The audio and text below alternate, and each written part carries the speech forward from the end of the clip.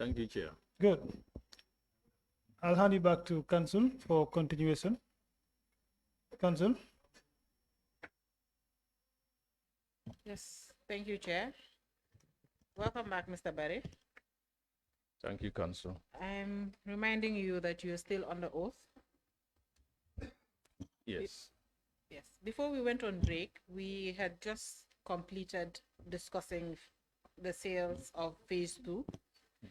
The sales that were successful and the ones that are yet to be completed.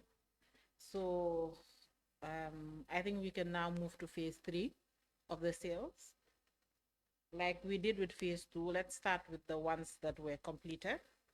Then we can discuss the ones that have not been completed. Okay. Just to circle back to phase 2, the Gunjur property valuation. I've shared it with the team. Okay. And it's 11.5, the guide price. Gunjur. The Gunjur motel. Yeah, the motel. Yeah. Okay. But has now been returned back to the government. Back to government. Okay, no problem. Actually, it's very close to the mosque. Okay. So I guess maybe it might be a little bit sensitive, or maybe it's returned to the community. I'm not sure. Okay. So phase 3. Yes, please. So number 1, it's Bullfoot Heights A. It was advertised, but we didn't get any offers. So it's still on the website. Okay.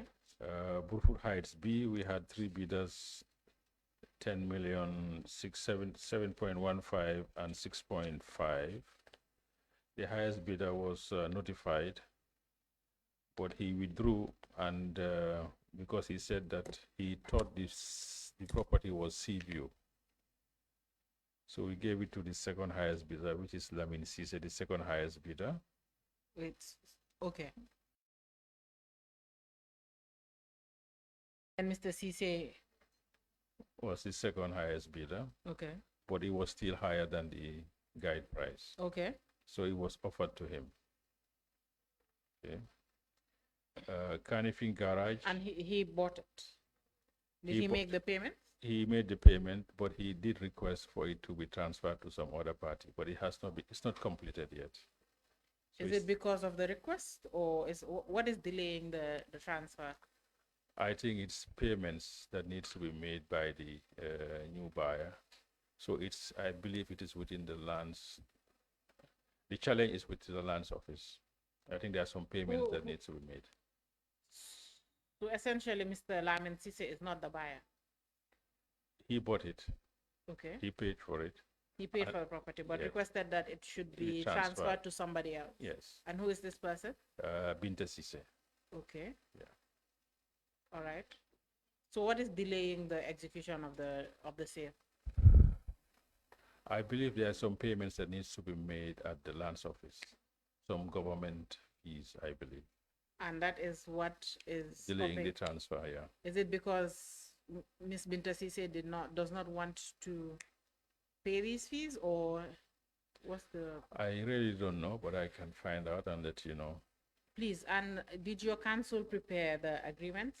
I believe so, yes. They have been prepared? Yes, agreement has been prepared. Then Canifing Garage. Sorry, wait. I'm getting requests from the committee. Honorable Chair, are there questions coming from the committee? No, actually, I think there's, for clarity, I mean, he said something. Honorable, please use the mic. Which document we are referring to? Yes. So I'm referring to 2 documents. I'm referring to the first one is the initial submissions made by the witness.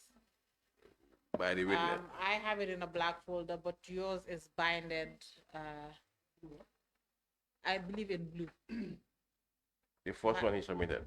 Yes, I make references to both. It And looks, his second submission, Because I'm currently using MOJ 1 to 7, and if you go to MOJ, that's where the lands are with the prices, but the current buyers are not here on this MOJ. it's the initial, the first submission. Maybe. No, this was the first hard copy. That's why be more common.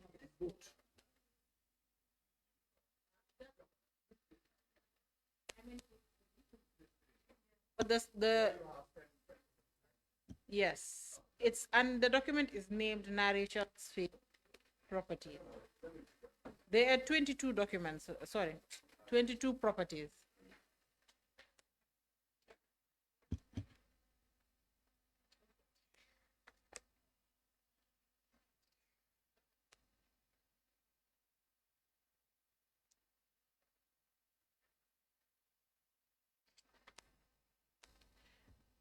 Can I continue, Honorable Chair? Yes. Okay. All right. Mr. Barry, before we continue to the second or the third property of the third property on phase 3, yeah. let's just stay on phase 2 a little bit. Back to phase 2. Sorry, rather, property 2. Okay.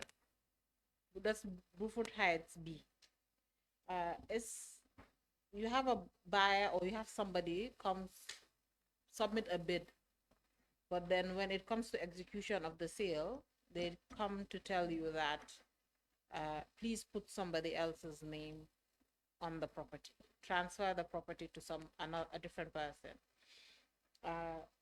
Is this the first time or the only time that you had encountered such a situation? No, it happened in phase 1 as well. It happened in phase 1. How many times? I believe 73 and 664 Lehman Street. Yes. Yeah. Those two. Yeah. And in these situations, you've had it 2 times in Banjul and now once in. I believe once in. I cannot remember the second time in Banjul, but yeah, probably twice in Banjul with the Mahari, Ture, and Fanta, and then 64 and 73 Lehman. Yeah. Okay. So my concern or my question here is do you verify in such situations, do you verify who the third party is that the property is being transferred to? Or once the person that submitted, the bidder submits the bid and wins and tells you to transfer to another person, you don't ask any questions? In this instance, the legal counsel, the legal advisor, requested for a notarized document. And this counsel would be Ms. Jam? Ms. Jam, yes. Okay. And then was this submitted by the bidder? It was submitted by Mr. Sisa. Okay. And do you still have this document in your custody? Yes. Okay. Honorable Chair, I'm applying that the witness provides the committee with that notarized document by Wednesday. All right. Thank you, Council. Application granted. Mr. Barry to provide the notarized document for the committee by Wednesday. Thank you. You go ahead. And perhaps, Mr. Barry, if you know you cannot provide by Wednesday, this is your chance to say it. If not, you are threatening me, Council. I am not threatening you. I would not think of doing that. To the famous hotel. I am just extending grace. Okay, I'll endeavor to give it before I leave here today. Okay. I'll send a message. Please do. Apart from, the nature of the properties that we're dealing or we're discussing, to an extent, we can say maybe sensitive. They belonged to a former president or his associates, or are deemed to be associated with the former president. It's sometimes, it would be prudent to sometimes verify who the buyers are, especially in a situation like this. Bids are received and then opened in the presence of the Solicitor General and the Director of Civil Litigation But then after you process the bids, then the bidder comes back to say, please don't transfer this property to this particular person. Do you inform the Solicitor General about these new developments, or do you just go ahead to process the sale? No, we usually just go ahead and process the sale. Why is that? You don't think it's important to let the Solicitor General know that because as far as the Solicitor General would be concerned, the person that submitted the bid or the company that submitted the bid is the one that is buying the property. Now you have Mr. Lamin Sise buying property or pretending to buy a property and now telling you transfer to somebody else.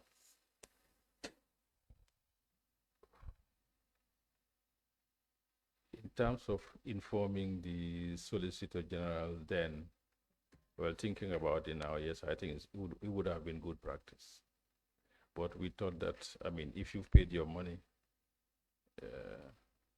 you're entitled to do whatever you want with your property.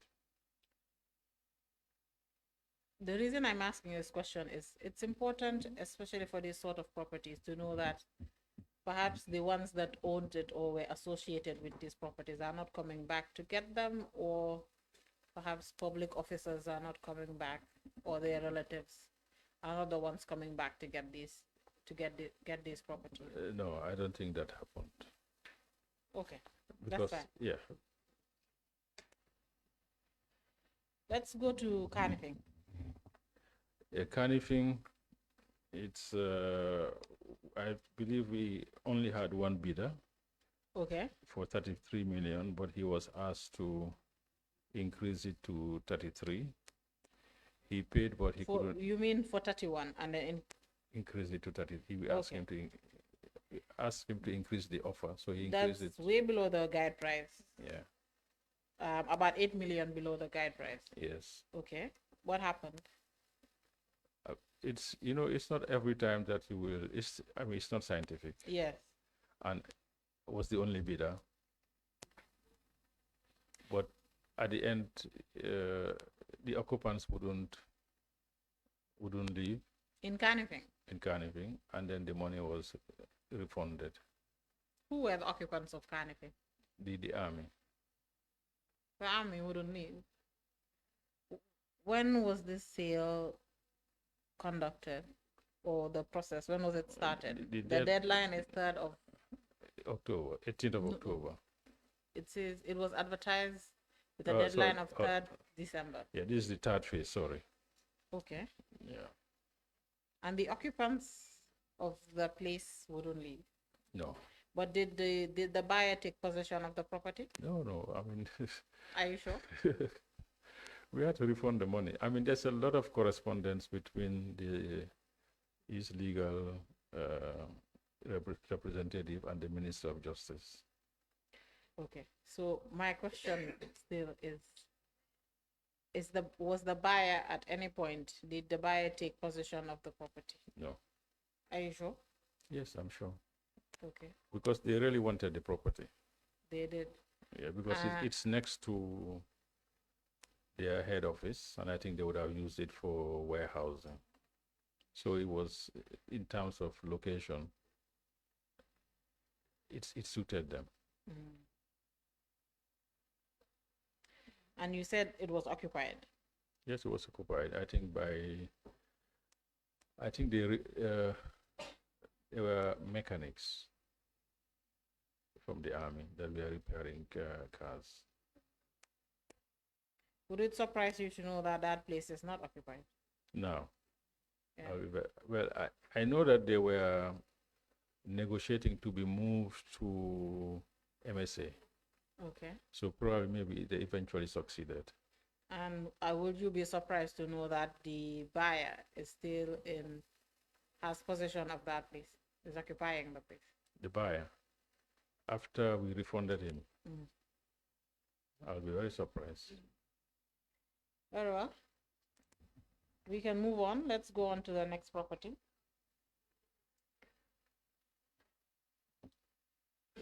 Number 4 is Kersering. There were 6 bidders, ranging from 30 million to 50 million, and it was awarded to the highest bidder at 50 million. Okay. Number 5, Kirsirin Sanchaba Road. There were no bids for this property, but subsequently somebody came and saw it on the website and offered 3.8 million. Number 6, Kololi stroke Battle Harding Highway. There were no bids also for this property, but subsequent to the evaluation, somebody offered 6.7, the guide price. 192 Koto West. Sorry, Mr. Barry. Let me just stop you here a little bit.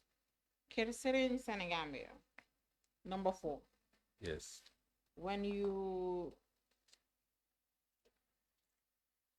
went on the site visits, did you take this committee's investigators to that property? Senegambia, yes. Okay. It's right on the junction near the new Kololi Road. Okay. Yeah.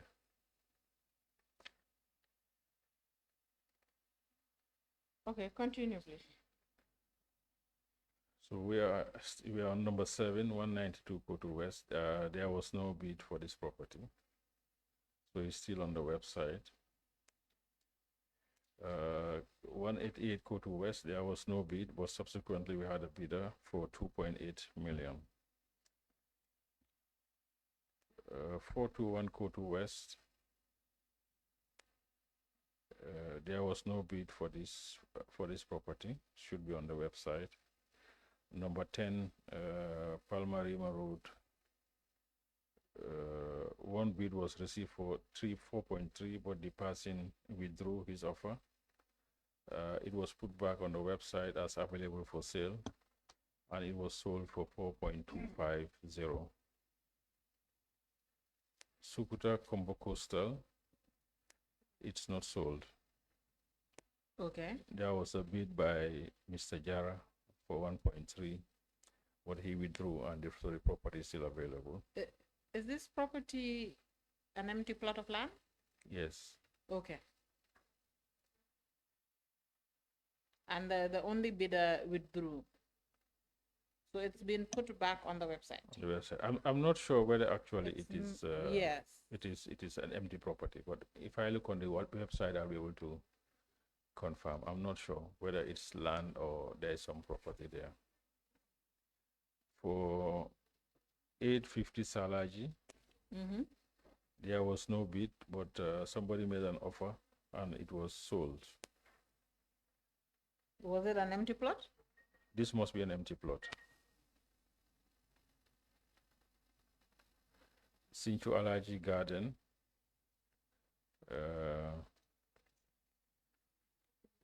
The property was included in the approved list for sale. It was advertised. We had 4 bidders, and eventually it was sold to the highest bidder at 2.2. Sinchu Alaji Paradise Estate, number 14. There are no bidders. Soma, the guide price was 15 million. There are no bids, but receiver, we had got instruction from the MOJ to return it back to the government. Okay. Let us stop in Soma. That complex has had tenants. Were you receiving, were they paying rent? They were paying rents, yes. Okay. All the tenants? Yes, all the tenants were paying rents. Did you ever have difficulties with any of the tenants in receiving rent? Some of them, the thing was they were paying late, but not in terms of not paying. Okay. But we were collected rents. For how long was that property in your custody, and you were collecting rent before you received instructions to hand it over to the Ministry of Justice? I cannot say offhand, but I can look and I will let you know.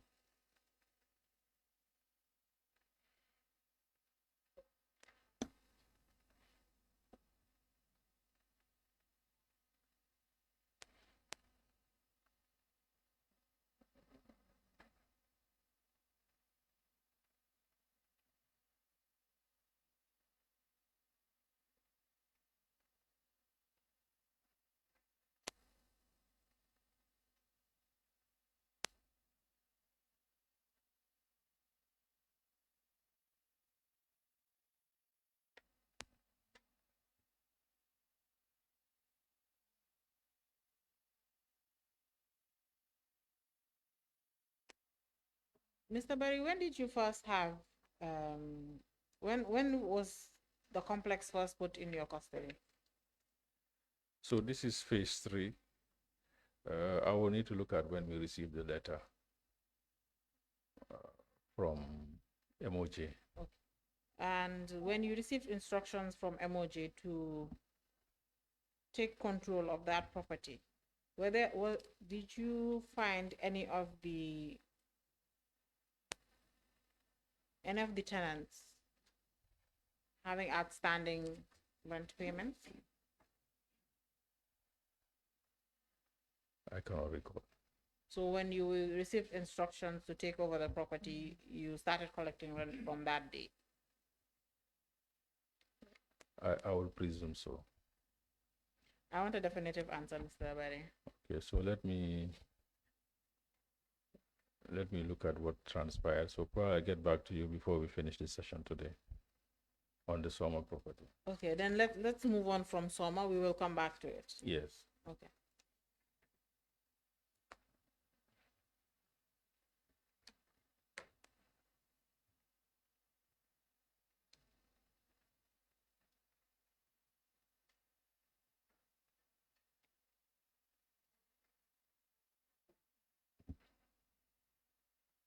Okay. So number 16, Yundum Jabang Strip. There were no bids for this property.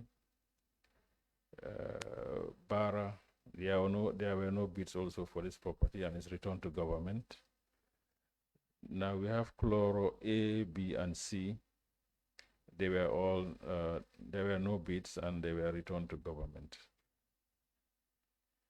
Okay. So from 17 to 21. 21, they were all returned to the government. Yes. Were they returned because bids were not received, or were they returned under instructions of the AG?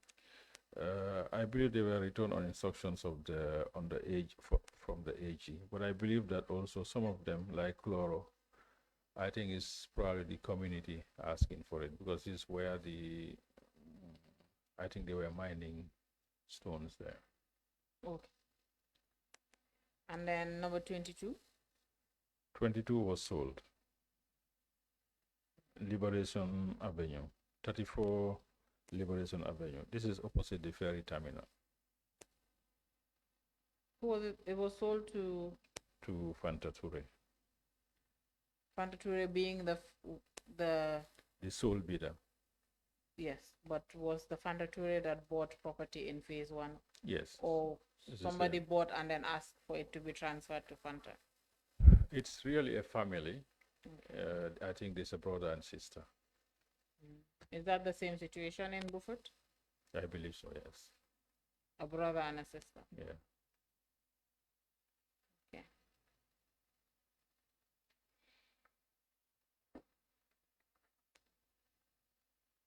Apart from Soma, there were other properties that was also placed in your custody and control to be collecting rent. Is that correct? Yes. Which ones are they? Where are they located? So,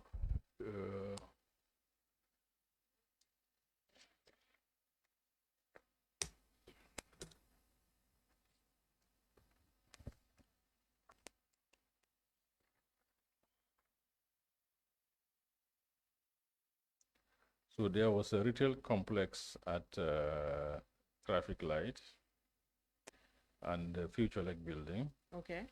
And retail complex at Kairaba Avenue. Is that different from the one at Kairaba Avenue Traffic Lights? Yeah. So there's 60. You remember, Alliance Francaise. Yes.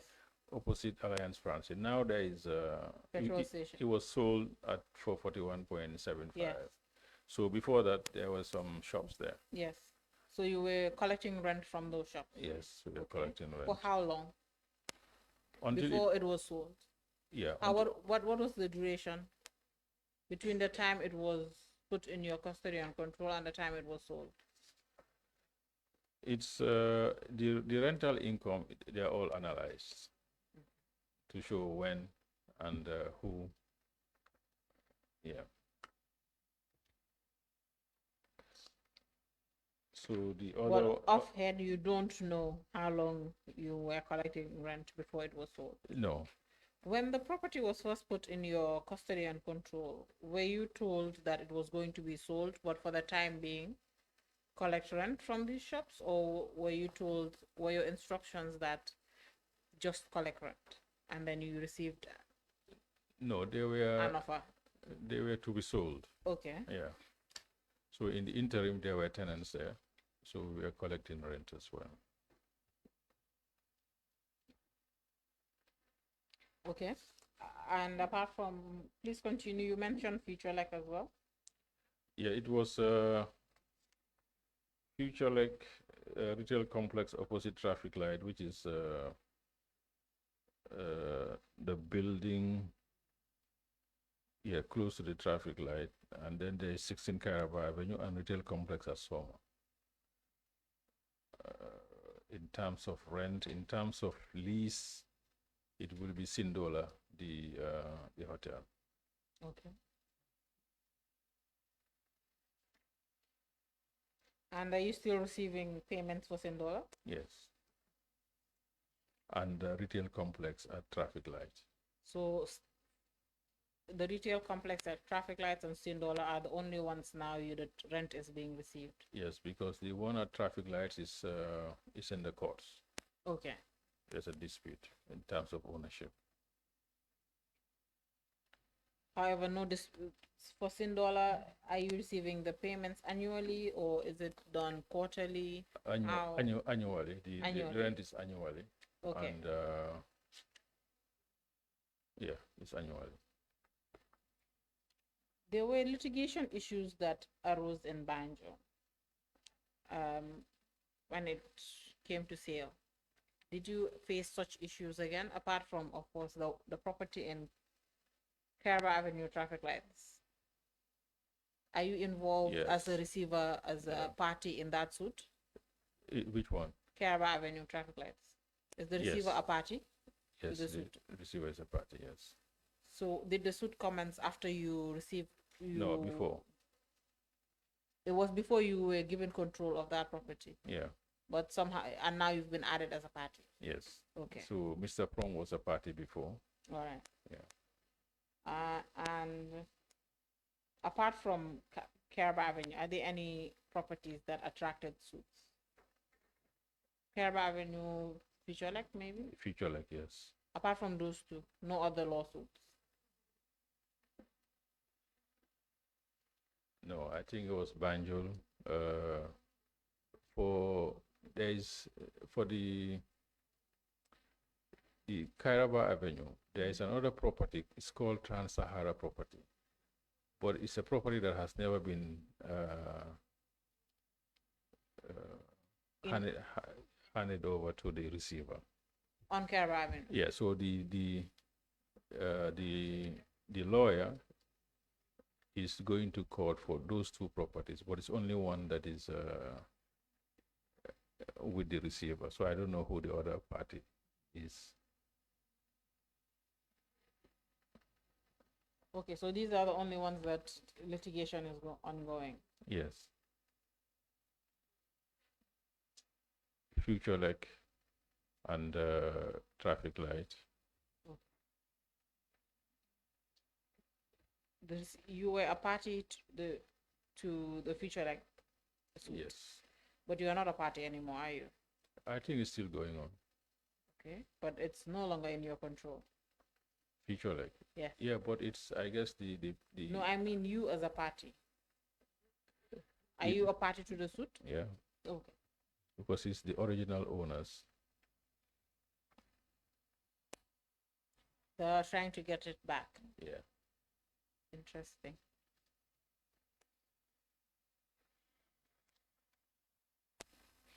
Do you have the information for Soma now? Not yet. I've sent.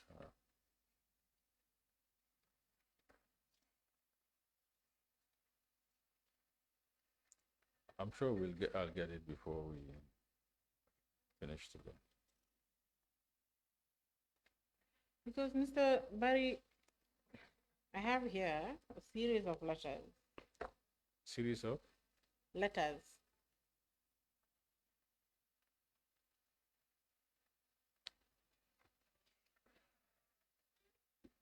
regarding the Soma complex, but also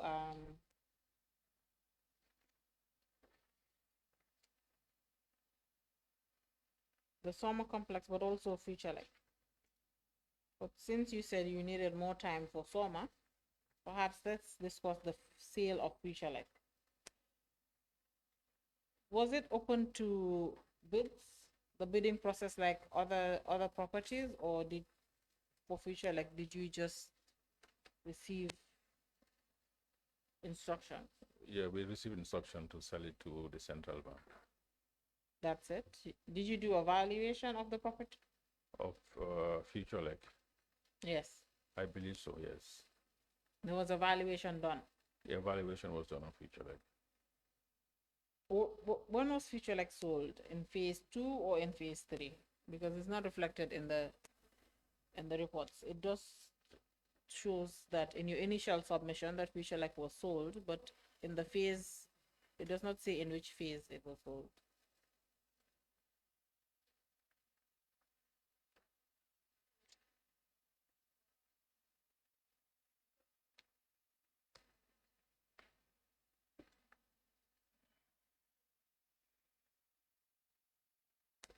I can get you the dates that when we received the instructions.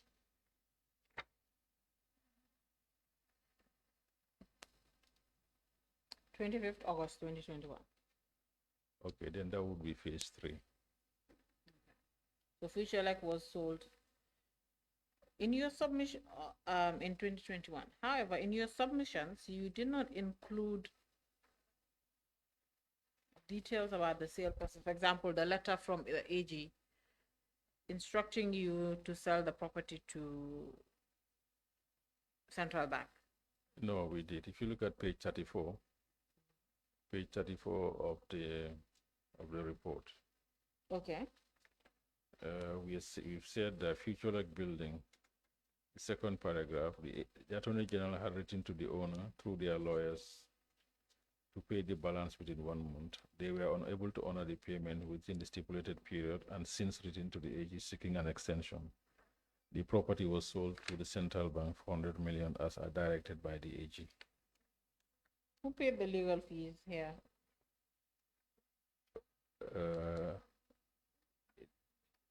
So far, it's the receiver. The legal fee. Yes. It was sold for 100 million and is it 250. 215? Yeah.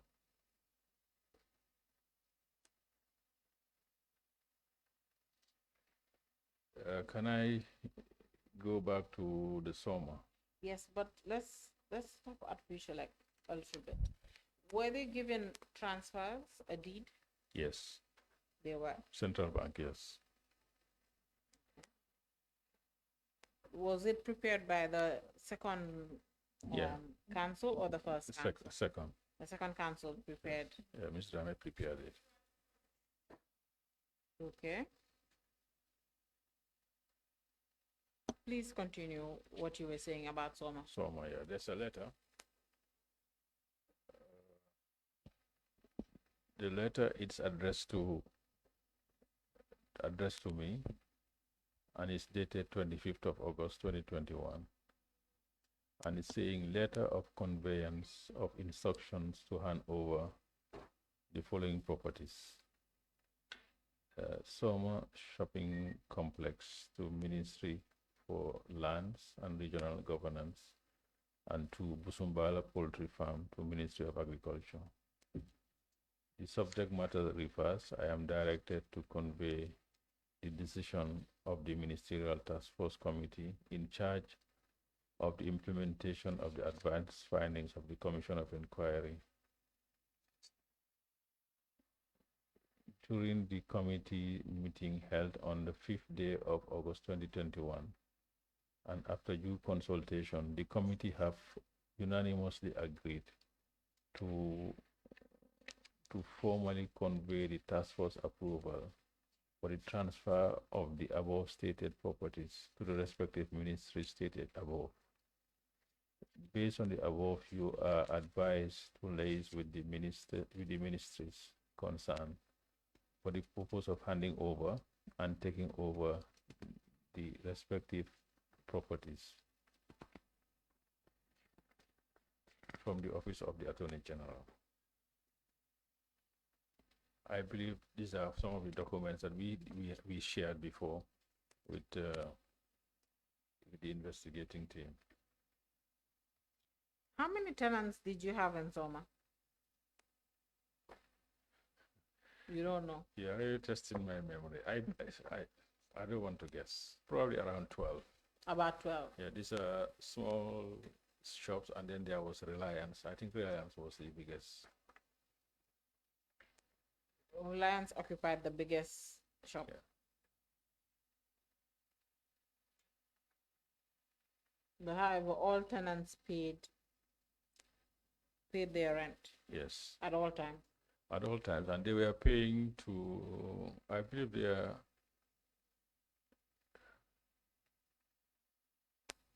I think there were some arrangements whereby they would pay into Reliance and Reliance would forward it.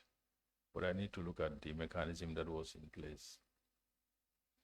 So they were paying into Reliance accounts, and then Reliance would forward it to Yeah, but To the who? rents the were not, central bank. no, to EcoBank. Okay, But the rents were not substantial. they were not. No. But however, up to the point you were told that MOJ to hand over the property back to Ministry of Justice, you were collecting rent from everybody. Yes.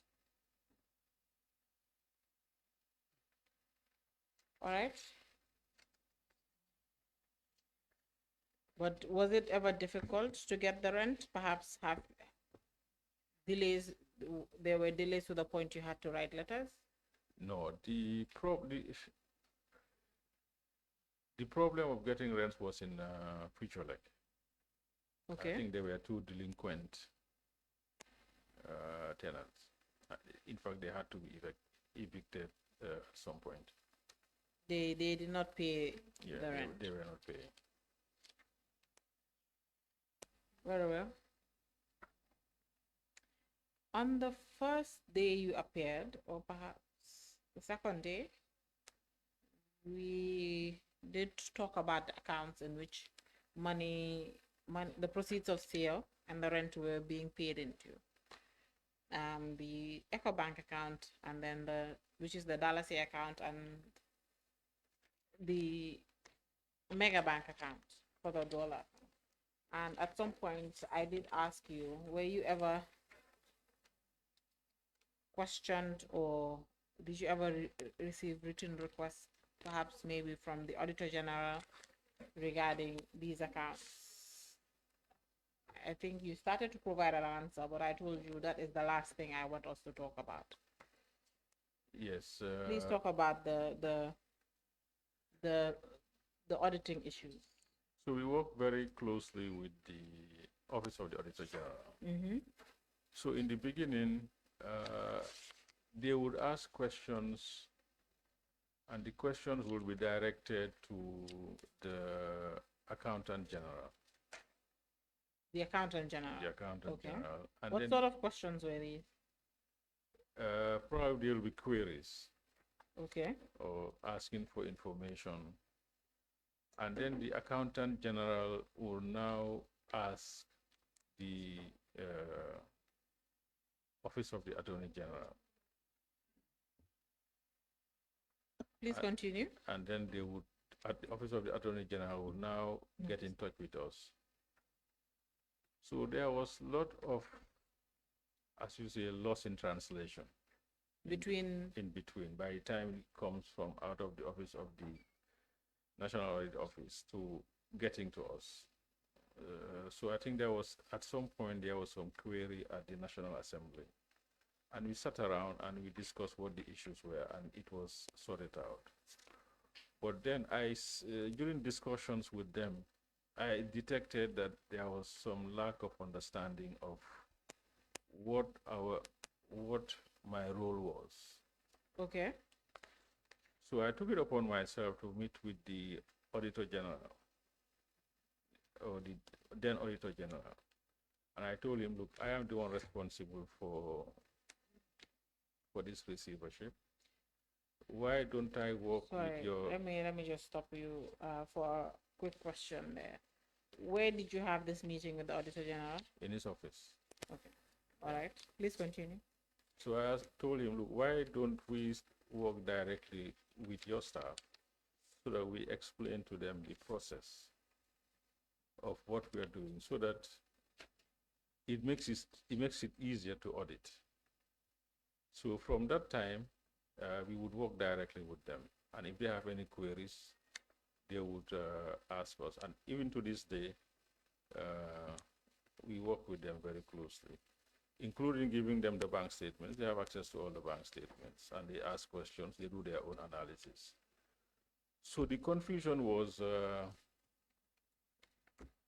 they always thought that I was responsible for the sale of the cattle and also for the sale of the vehicles and the tractors. That is what the Auditor General The staff. thought. That's okay. That was their... So if I explain, then they will say, but what happened to the cattle? And I keep on telling them, I was not responsible for the cattle. I was not responsible. It was done by, I believe, some other... But eventually they started to understand what my role was, what my responsibilities were. And yes, we are working very closely, so they have all the information. And I believe even some of them are part of your team behind. Sorry? Some of them, some of the staff are part of your investigative team. Okay. And was there any point in time where you had meetings with the Auditor General or his personnel at the Ministry of Justice? Yes. How many times? I believe I can remember maybe twice. Okay. Yeah. And what were the issues? Was it still in regards to the sale of the confusion about the different types of assets that were being sold? You know, when they do their audit, they come up they prepare what you call a management letter as to their observations of certain issues or their problems in resolving certain issues. And then the auditee is given the opportunity to respond. So they identify certain areas, and then we show them that some of those areas had nothing to do with us. But the areas that we were responsible for, we provided answers, and I believe they were satisfied with those answers. So they were like queries. Okay, no problem. But you first said that initially the Auditor General would direct the questions he had for you through the Accountant General. Yes. And then you've also said that there were times where you had to meet them, you met them with the Attorney General or at the Attorney General's office. Yeah. What was why were the questions passing through the Accountant General? Yeah, because the monies were being paid into the Commissions account, the recovery account. Yes. Okay. And I think the Accountant General was controlling that account. Okay. I believe that's why they would start there. And then they all, from the Accountant General office, they would now raise it up with the Attorney General's office, and then they will now come to us. Okay. Yeah. But mainly it was some confusion about which assets we were responsible for. Okay, so that was the bone of contention. That was, when it was explained, I think then they understood. Okay. Yeah. So now what we are focusing on is on the asset that I was responsible for. Okay. So, I mean, they would ask, where is the authorization from the ministerial subcommittee? Okay, where are the tender documents? Where is the bid evaluation? Can you trace the money into the bank account, etc.? Where are the transfers to central bank? So they will compare what they have in their statement and what we are saying that we've sent to the central bank. And there's a 50 million that was paid to the TRRC also to see where did we get the authorization. So issues like that. For the 50 million paid to the TRRC, you pay that directly to a commercial bank account Yes. with the authority of, where did you get the authority? Office of the Attorney General. Attorney General wrote to you. Yes. You have that letter? Yes, I shared it. It's Okay. Yeah. And said that pay this amount to the TRRC. To the victims, Victims account. Yeah, I believe the request came from the chair of the TRRC to the Attorney General and then to us, to authorizing us to transfer. And to the best of your knowledge, do you know for this particular transaction whether the Accountant General was aware of the transfer being made from your accounts to the TRRC's accounts? There is no, for me, there is no evidence. I don't Okay. have any. It wasn't copied to that office. Okay. All right, very well. Honorable Chair, this is all the questions I have for the witness for now. So I'm handing over to the committee. Thank you, Council. Quickly, I think we'll also have to, if there is any question from the high table from anyone. Do you have any? First, yeah, go ahead.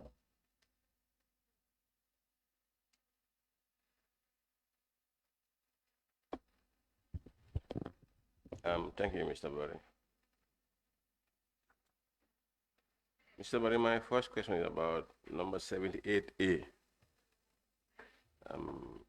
During your tender process, someone offered 2.9. You are two bidders. Yeah. But if you look at the sales price, it's like you sold it at 5.5. What was the problem? Where were there other open tender? You opened some tenders again or what? No. When we did the tender, we were asked to wait, because for 72B, the owner had requested, had written to the ministry for the property to be returned back to them. So during that process of returning back the property, we had somebody who was interested in 78A and 78B. So the same person that paid for 78B paid for 78A, and that's why we were able to push the price to 5.5. But it is an empty plot. But the one who first bid for 2.9, yeah, was he the same person who bid for 5.5?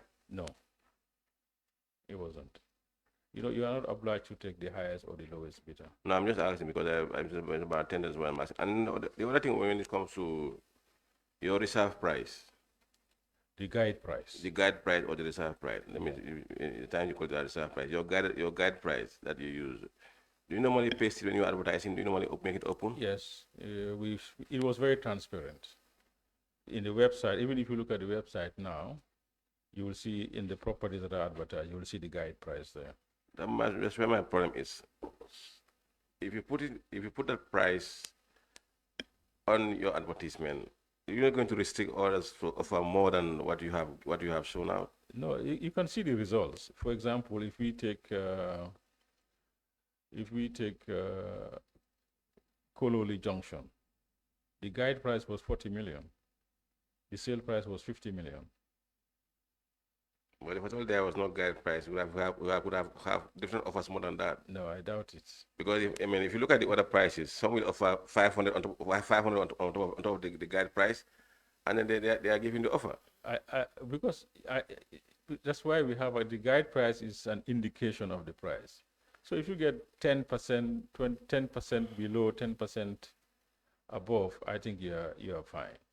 If the guide price was hidden, then for me, you would have got more offers than what, because the moment you value the property, people do go and inspect, and when they inspect, they can give offers more than what you have given out. And that is what has happened. That's why we talked about Banjul being 46% higher, and phase 2 being 4%, and phase 3, I think 9%. And then, Mr. Barry, when it comes to a single bidder,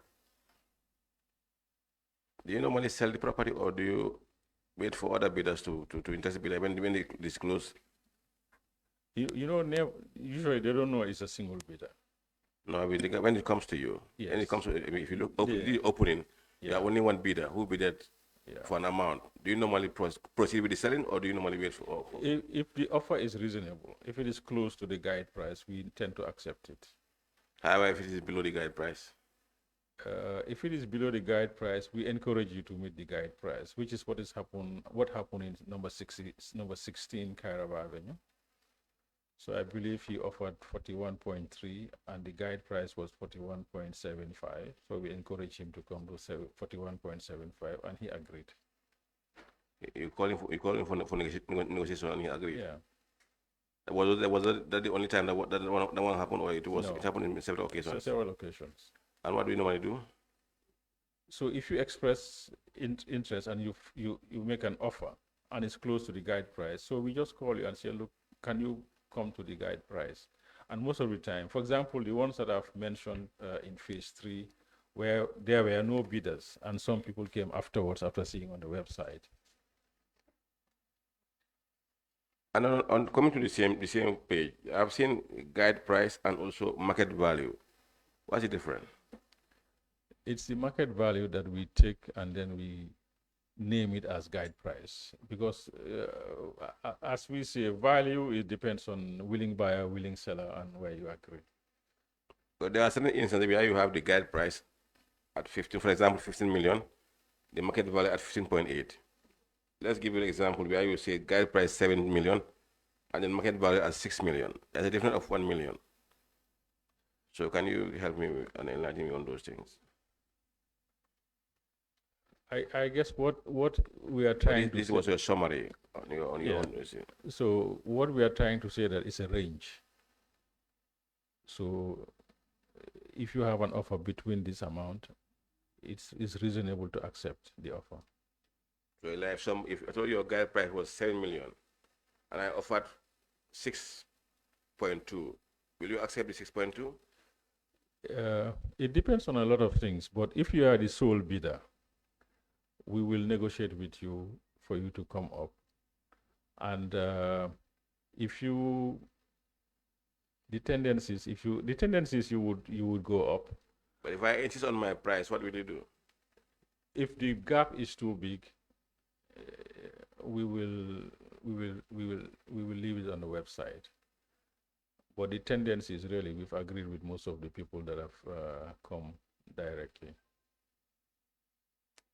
So you normally agree with the individual when you invite them on a discussion? Yes. Because if they take the step of, putting a bid, they would have had interest in the property. So a difference of 5-10% usually doesn't become a deal breaker. Mr. Barry, on phase 3, as in your list, people were paying, they were making part payments. Yes. At what level are those payments now? Did they complete their payment or they are still compounded and not paid? All properties are not paid? All properties have been paid for except Royal Atlantic. Except? Royal Atlantic. Royal Atlantic. What's the problem? They have an agreement with the Minister of Justice. But I believe, from the correspondence I've got, I believe the ball now is in the government's court, because the agreement is they need to pay 75%, and then the government will issue them a lease. We issue them lease. Yeah. Mr. Barry, the issue of Lamin Sise transferring to Binta Sise. Yes. I want to explain did that transfer happen. Was there any transfer between Lamin and then government, or you made a direct transfer to Binta? No. We started to do the transaction in Lamin Sise's name, and then he said for us to transfer it into Binta. Well, was there any written document from Lamin? Yes, there was. I think the council asked for it. I think she wants it by Wednesday. That you saw me.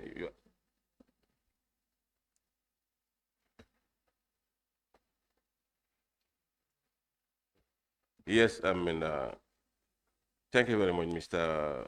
Barry. Thank you, Honorable Sir.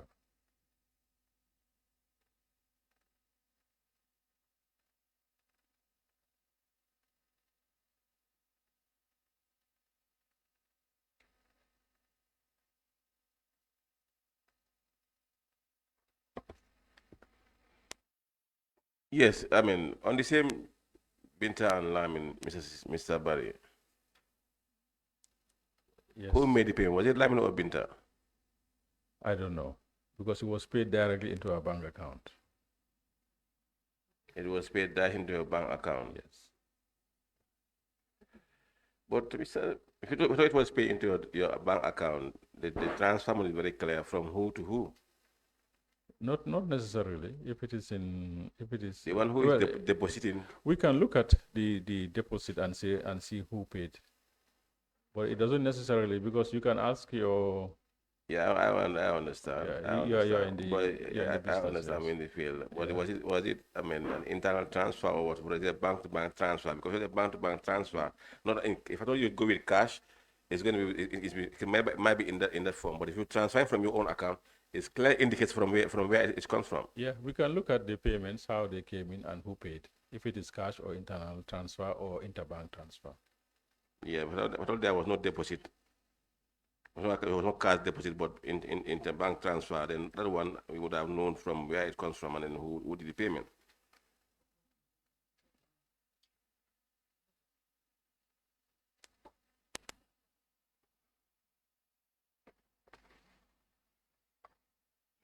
Yeah, I think it's okay. All right. Thank you, Honorable. So, what, Mr. Barry, just for an extension, that same property. Now, whose name is on the property? The transfer hasn't completed yet. How many years ago? What I'm seeing here now, it's the sale agreement. The sale agreement does have the name of Lamin. Lamin. And but it wasn't signed. This is the draft. And I think it's at this point that he asked that it be transferred to Binta. And then we asked for a notarized letter. That's what the lawyer asked for, and he sent that. And that's what the council is requesting to see. Okay, but what is important, the entire money was paid for the property, yeah? Yes. If the money is not paid, we will not take the next step of transferring. Okay. Yeah. That's fine. And you can see the payments into the bank account. Okay, that's fine.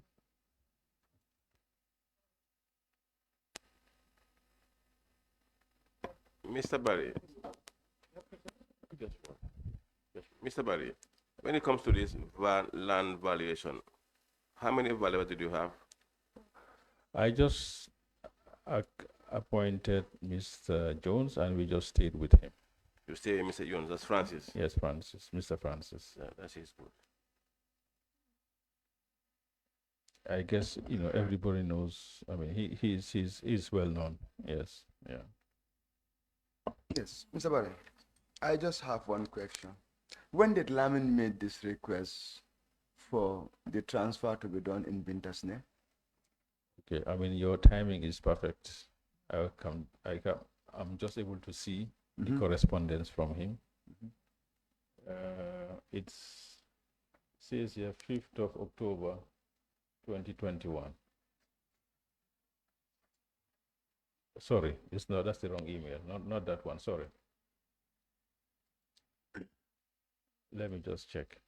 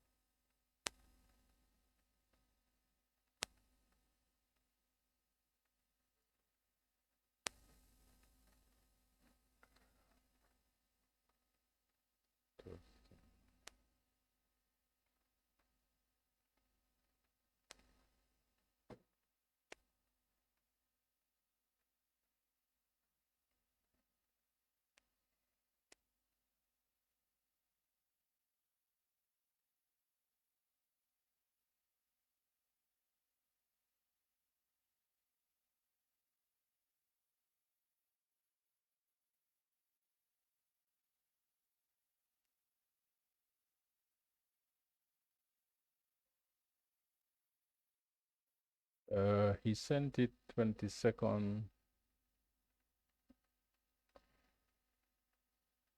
It says 2022-0203. Can you repeat?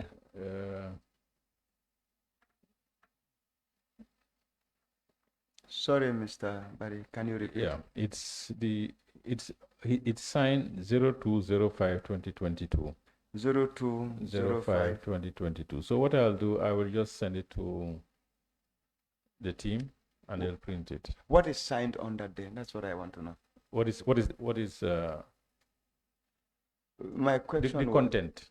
My question was when did Lamin request for the transfer of ownership to Binta? 02/05/2022. When were the bids open for this particular property? For, I believe it's start of December December 2021. Let's say December 2021. Yeah. When was payment effected for this particular property? I need to check. That's very important. I need to check and I will let you know. But that's the final piece to the question I want to ask.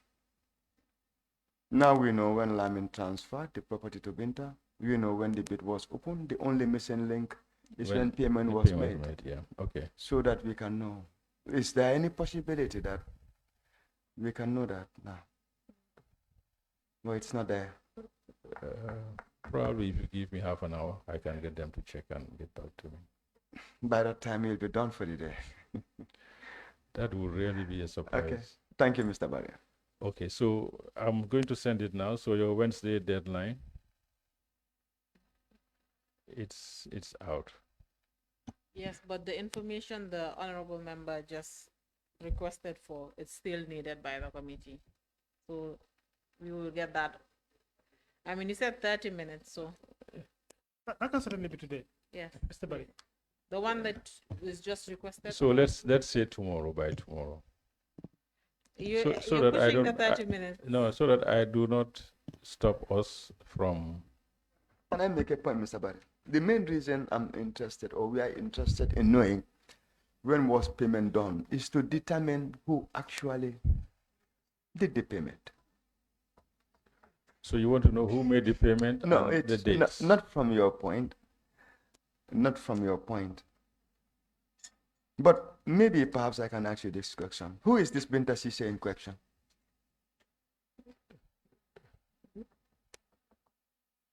How would I? I would say Binta Sise of Bakau. Binta Sise of Bakau. Yeah, Is there any way that you can make the identity clearer to this committee?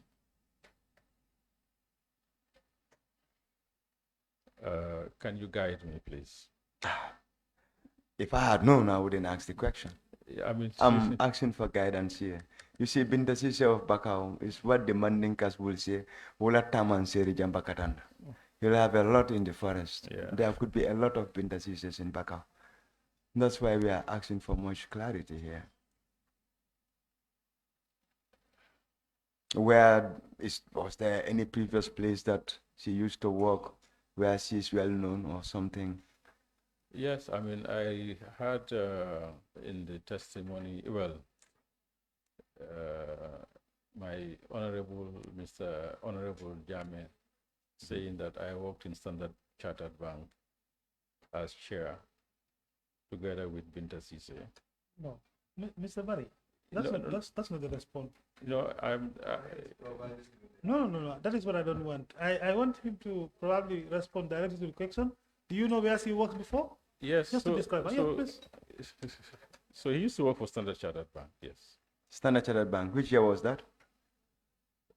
It was in the 2000s. His latest, do you know his latest trade? His The last employer? last employer, no, I think Her last employer. I think it was the last employment. I believe is Standard Chartered. Which means this Binta Sise is very clear in your mind. Where is she now? I believe she lives in Bijilo. She lives in Bijilo. Yes. And she's currently in Bijilo. I don't think so. I think she's traveled. She traveled. Yeah. outside the country. Which means at any moment in time, you can tell us who this Binta Sise is. Do you know Lamin Sise? I know of him. You know of him. Yes. What is his trade? What is? What is his trade? What does he do for a living? He lives in Canada. He lives in Canada. I know Okay. he's into technology. Okay. Kindly provide us with the date that the payment was effected. Okay. And thank you for the response. I think the committee will be able to establish the identity of these two witnesses. Thank you, Mr. Chair. Thank you. Thank you, Honorable. So if you have one more. Good. So if you can quickly do that before Honorable will take. Yes, Mr. Barry. On the judicial sales, I think, can you please tell us the current situation of those properties that we are giving out? They've all been given back to the original owners. But did they pay or Yes. they are still there? That's why you have the amounts there. But I'm seeing balance on the Busumbala property, Busumbala poultry. No, that was returned back to government. The guy did not pay. No, he didn't pay on time. So if you, I did say How about that the Fajara South Atlantic? it was paid and it was returned. Returned back to the owner, Yes, the previous owner. previous owner, yes. But this one is controlled by government. The Busumbala poultry is returned back to It government, was sent back to the Minister of Agriculture. to agriculture. Okay. And then in Carava Avenue also, the asset of file job, the one also is still got, the guy let it pay? No, it was, she couldn't fulfill, so it was sold to Khalidu Wage. It's sold to a different buyer. Yeah. Thank you.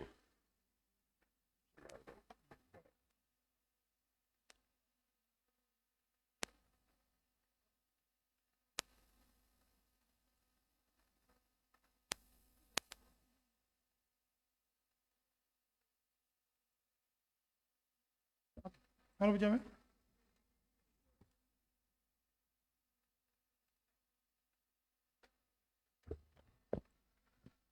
Thank you, Chair.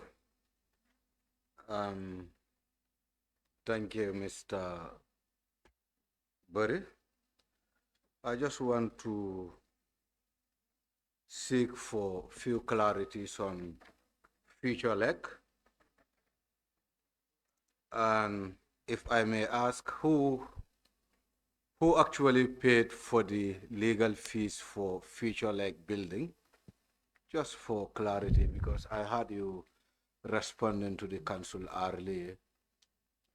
Yes, so if you see the price, it says 100,250,000. The 250 is the legal fee. Who actually paid for the fees? So I would pay for it. The receiver. Yes. Who was the lawyer? Who was the lawyer for the other party? Yes. Assis Bensouda. Assis Bensouda. So it's in the report that I. Yeah, I just for confirmation purpose. Okay. Assis Bensouda. Yes. And do you know the chambers that Assis Bensouda worked for? Yes, he works for AB and Co. AB and Co. Yeah. Okay. So in when you ask which lawyer, it's for the dispute, not for the sale.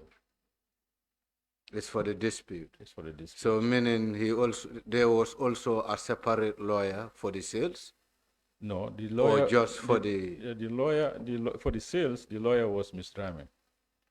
For the sales, the lawyer was? Miss Drame. And if you say Miss Drame here, who might be that Miss Drame? Ida Drame. Ida Drame. Yes. I think you were not here when I was explaining to council that. No, I might be even here, but just as I started, I just needed a clarity. Okay. Because having Assis Bensouda, having Miss Drame, Yeah. and also having Assis Bensouda supporting AB and Co. as the lead counsel in the process of the Jani Commission, I think it worth asking for clarity just to avoid confusions and, you know. Yes, so I think now we can progress proper.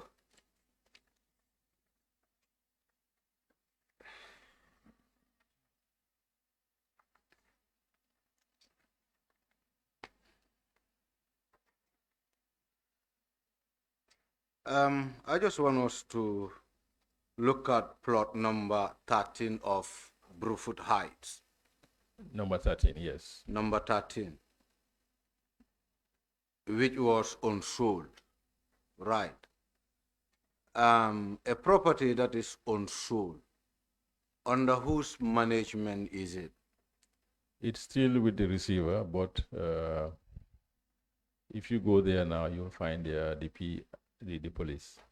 You will find there the police. Yeah. So in terms of managing the property, who actually foot the bill? In terms of managing The property, knowing that you are managing the property as a receiver. so all the costs would be on the asset. So if you sell it, you deduct that cost. Before the sales, the cost that the asset may incur. Yeah, so the receiver is responsible for paying those funds. For example, like the electricity, the water, until it is sold. And still the asset remain to be unsold, Yes. whilst still government have to incur cost on it. Yes. Is that really a fair practice? Well, I can tell you that the expenses are not significant. No, let's not look at the significance of the expense, because I think every bottle that the government spend on should be a concern for citizens, because it's not a matter of, you know, having it coming from an individual pocket, but instead from taxpayers. So as such, it should be a concern. So this is why I'm asking these questions. Honorable, and that's why exactly we have it on the website. So you can see that I would say significant amount of the properties that we were given were sold. So there are few that have not been sold. So it's the nature of the transaction. If we can sell it today, we will sell it. We've got several people that have visited it, but we haven't had concrete offers. You mentioned about this website. From the time of you being appointed as a receiver, in terms of duration, how long was this website operational?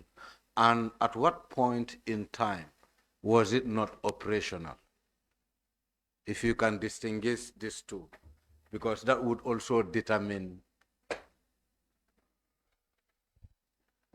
how effective were we working towards selling these assets or properties. Okay, I can tell you that at some point yet the website was not working.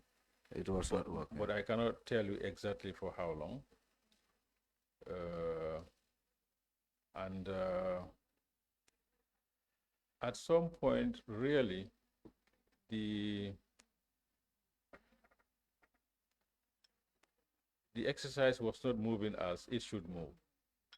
Because really, we were waiting for a long time for approval for the fourth phase, so that we can advertise it and include it with the other properties that are on the website.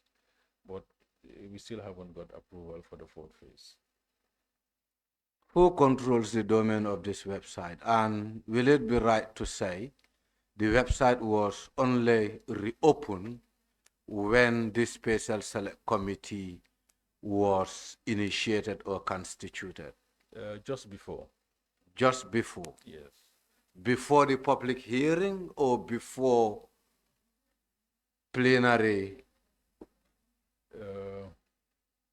I can tell you the exact date, but I will definitely I can tell you the exact date. appreciate but I that. believe that it's Because it will be important for the committee to understand the duration that the website was active and when it was inactive, because that will help us to determine the reasons why some of these properties were not being able to be sold out.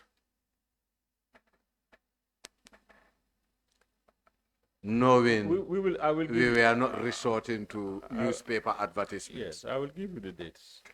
Thank you.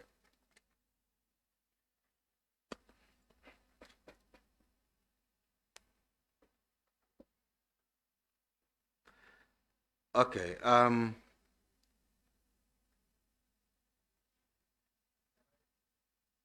Let me just note it down so that Please, please. When was the website active? And when was it inactive and reopened if possible?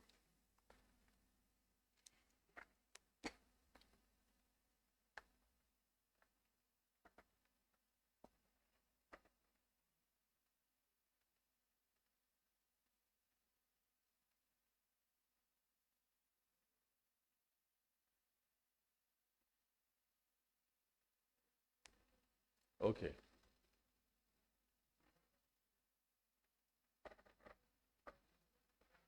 Okay. I just want us to reflect back a bit on future leg, because in your report, I think you did mention that a given time, a time was given to the original owner to really pay for the 42 or so million in order to get back the building. And the timeline was not met. And I understand from the report that lawyer Assis Bensouda did right to say they couldn't really meet to the timeline. And I believe they seek for an extension based on what we have on the report.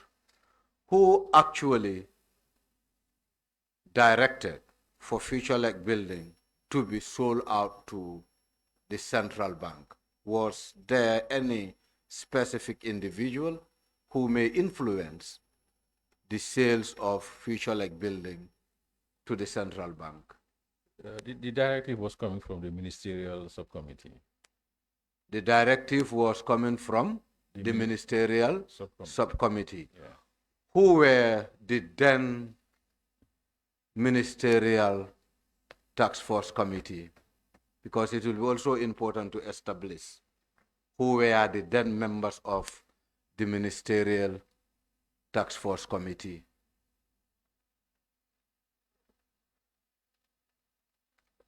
What I'm not sure about was,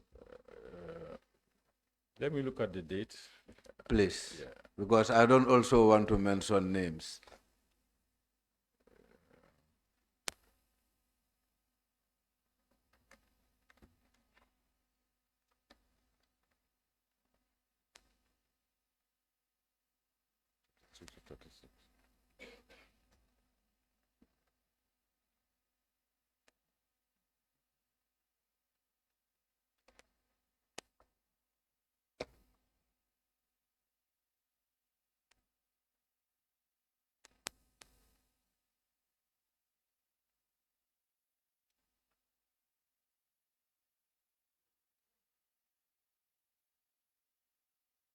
So, as I mentioned earlier,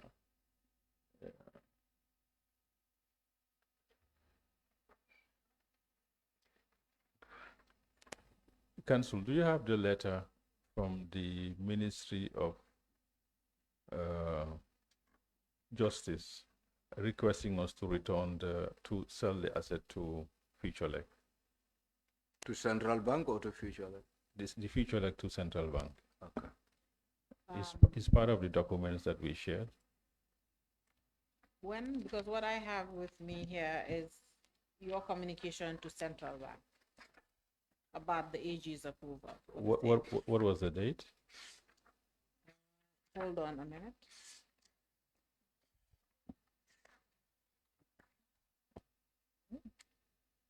Your own letter is dated 6th of September 2021, making reference to the AG's letter of 25th August 2021.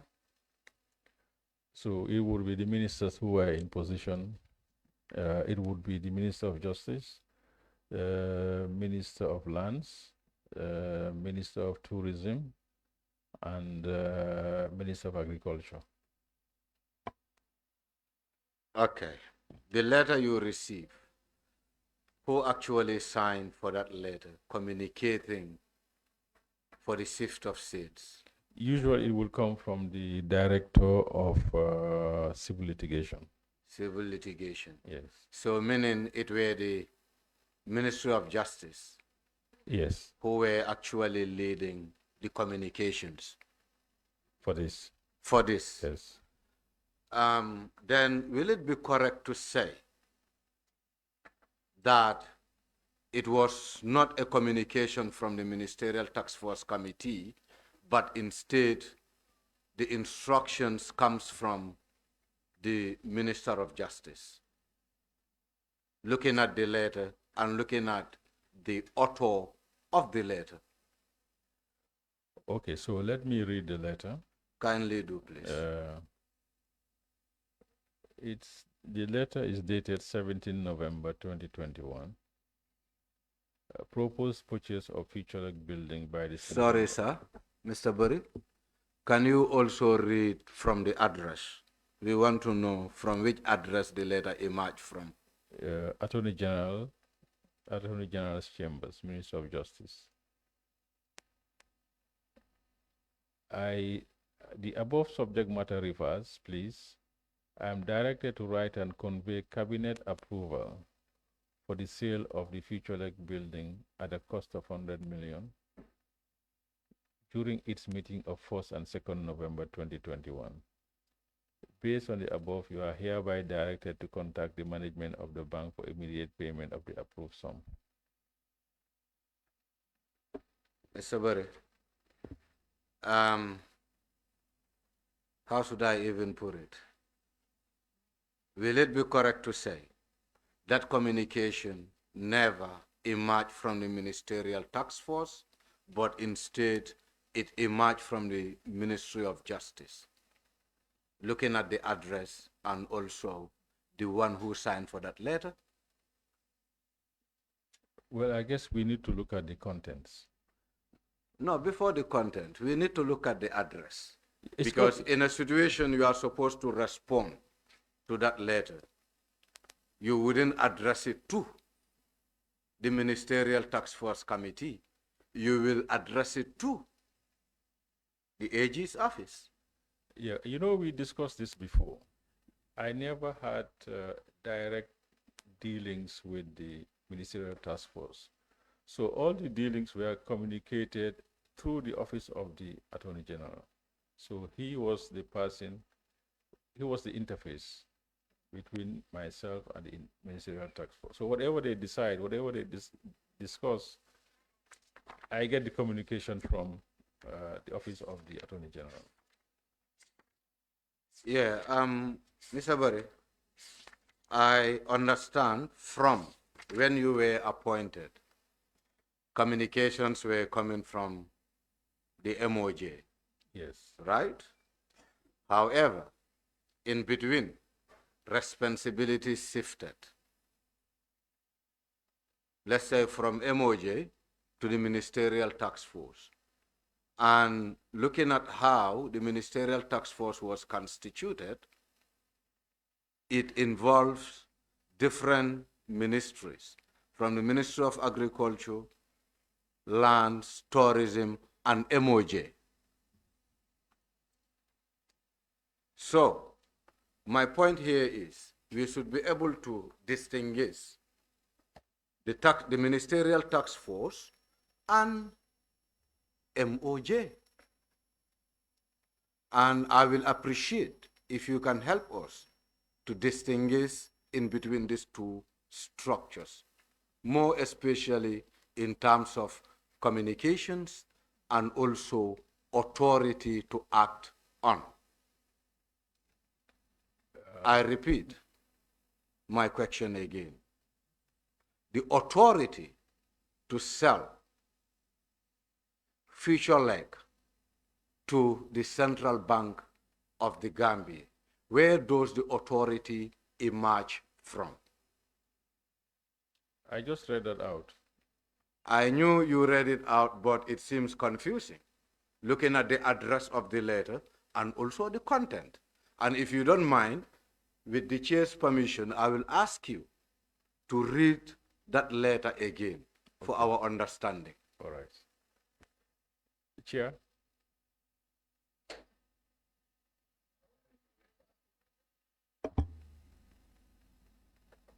You want him to read I want him to read back the letter, starting from the address to the content.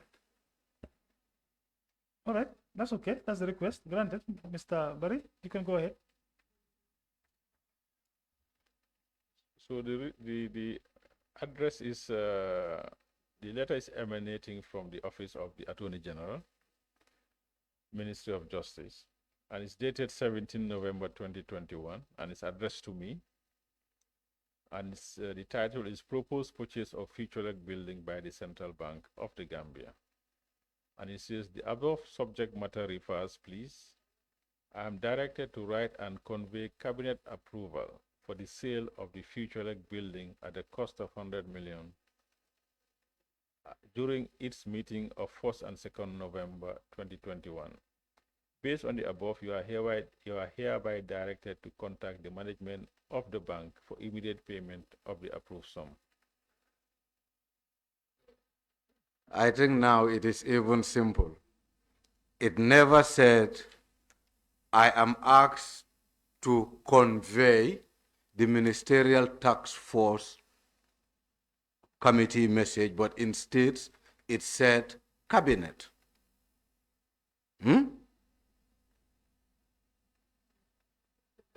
Please proceed, Honorable. Yeah, it said cabinet Yes, it says in cabinet. the content of the letter. Yes. And I want to believe cabinet in this context is different from the Ministerial Task Force.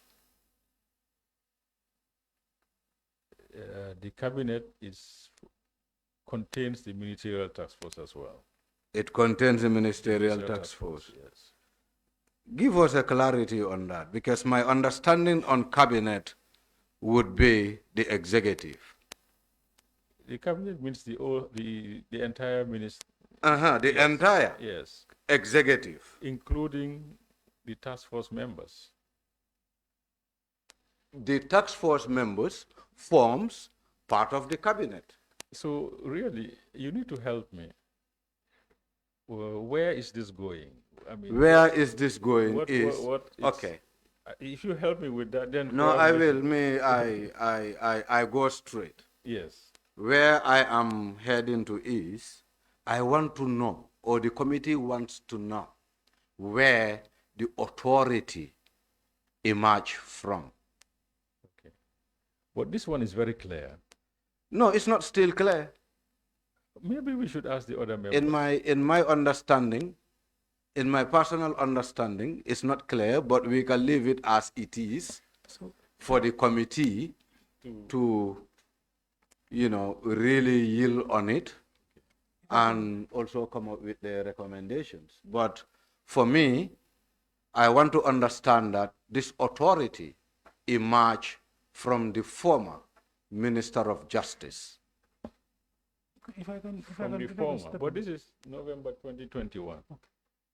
November? 2021. Right.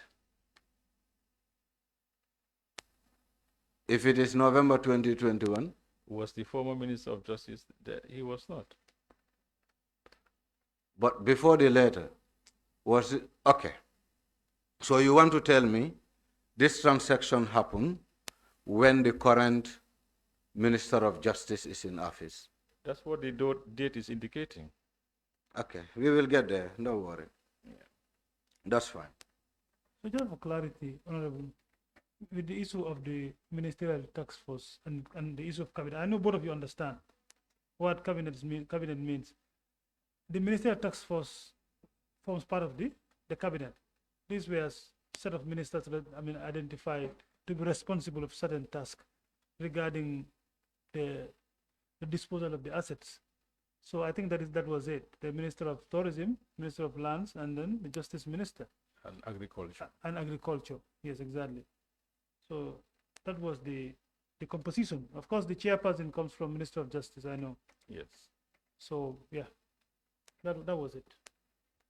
Yes, I'm not in very, I just want those two structures to be, you know, yeah.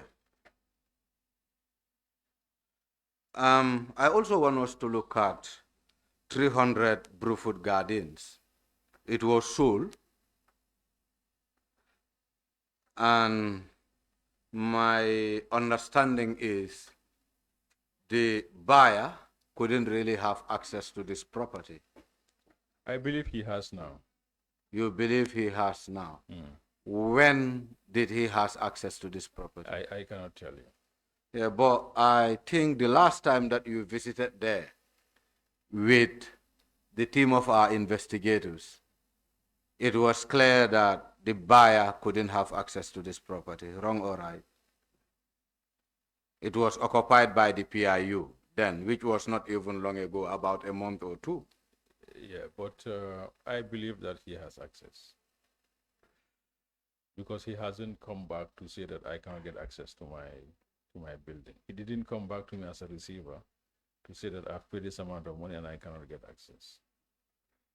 Yeah, but from the feedback we received when you visited there a month or so ago with the team of investigators, the property was occupied by personnel of the police intervention unit. We saw two ladies. You saw two ladies? Yes. Okay. I didn't see personnel of the PIU. Okay. But what I'm saying is, if the owner has paid his money and hasn't come back to me as a receiver and to say that I haven't got access to my property, who knows? Maybe he has made arrangements with whoever is staying there. Yeah, I don't know. It is people from Guinea-Conakry and PIU who are staying there at the time of your visit. And for me, I think one reason why you took the investigators from the National Assembly to go and see these properties or assets is to give them an idea as to who actually occupies the property. So if you are assuming or you want to make us believe that the buyer actually get hold of this property. Well, Honorable, if I pay a million, about 7 million, and I don't have access to the property, I will go back to the people that sold it to me and say, look, either refund me my money or give me access. So once that complaint hasn't come, we cannot assume that it is occupied forcefully. I think it's the onus really is on the buyer. If it hasn't come up, I really don't see the issue there. Yeah, just because from the report we also gathered from our investigators, it indicates that the buyer was indeed very frustrated. And at some point, in fact, I think he removed the roof from that particular building. And because the windows, the windows. Okay, the windows, whatever. I think the roof is still. Here, what we have is Jabi took out all the roof of the main building and some of his valuables. If only you want to tell us that the people you went with or taught a different opinion. You took them there. I wasn't really there. I'm just relying on a document before me. You know what I want to. I want you to help me to help you. Exactly, sir. So that what is the rationale in relation to the terms of reference? This is a property that was advertised. This was a property that was sold to the highest bidder, and the bidder paid, and we've prepared his documents. So as far as I am concerned, if this bidder hasn't come back to me to say that I don't have access to my property, there's nothing I can do. No, for me, I'm not saying you should be in a position to do much, but I want to believe you should be in a position to provide this committee with clarity on some of these properties that you manage, more especially in contrary to the report we gathered as a committee. But I'm not So, managing this property. Okay. Can I just come in? Now, Mr. Barry, the property in question is already sold. Has been sold It already. was sold, he paid, Okay. and it was transferred. Yes, For me, end of story. that's what you've done. Yes. Yes, I understand where he's coming from. When you visited the property with the investigation team, yes, the observations and what they have seen has been analyzed as well for the committee, and that is an information for the committee to use. Yeah. So I think, Honorable, yes, if the property is sold and it's recorded correctly, one, how much was it sold and what was the guide price, and everything has been done correctly, then we can move ahead. Then now we Yeah, have Chairman, information about my only issue here is, like you sold a property to a particular customer, and that customer as well registering his frustrations in terms of having an access to that property. I think as a committee, we have a responsibility to safeguard both the state and the buyer. So now, what we do is the buyer of the property. Have you ever, get any complaint from the buyer that he cannot access the property? No. I cannot remember, but I guess where Honorable is going to complete the circle is you have the details of the buyer. The investigators can call him and say, are you having problems having access? But one other question is, have you ever heard from him that, because now you sold the In the property? beginning, yes. Yes, you sold the property to him. In the And beginning, of course, yes. if he doesn't have access to the property, he has the right to come back to you and say, I do not have access to the property. Now what did you do when he contacted you? We did bring it to the attention of the Director of Civil Litigation. Litigation, okay. Yes, for him to take it up with the PIU. And up till now, it has not been resolved. No, he didn't come back to me. The buyer didn't, that's what I'm saying. The buyer didn't come back to me to say that I cannot have access. So since the investigative team has gone there and they've seen what they saw and they believe that maybe the buyer doesn't have access. I mean, the easiest thing is they have the buyer's telephone number. Okay. You call him and just... No, the issue will be even if the committee contact the buyer, the owner of the property right now, or the buyer, let me say. Now, what can you do to resolve the issue? Because then the issue comes back to you again as the seller. Because now you sold something that the buyer cannot have access to. I sold on behalf of government. So Yeah, what I can do is to go back to That's perfect. the MOJ and say Perfect. that, Perfect. but for the cycle to complete, the investigators have been there. Okay. I mean, they can go ahead, complete the cycle and call the owner. Okay, that's fine. Hello. I just want to propose that we allow Mr. Barry to complete the cycle. The investigators will not act on your instance. So I would propose that you tell Mr. Barry to find out and tell this committee with clarity whether the issues have been resolved.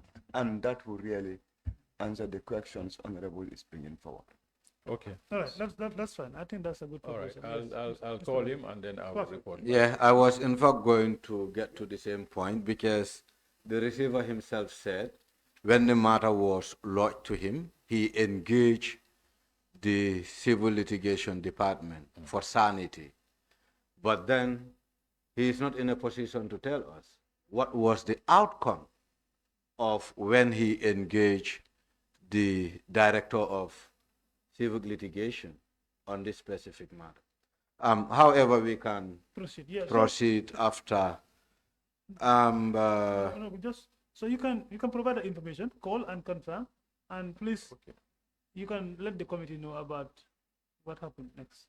All right, but you to- know, sometimes there are easier ways of getting answers to these questions. I mean, you ask the party that is directly involved. But it's fine. I will call What did the, you say? You say who?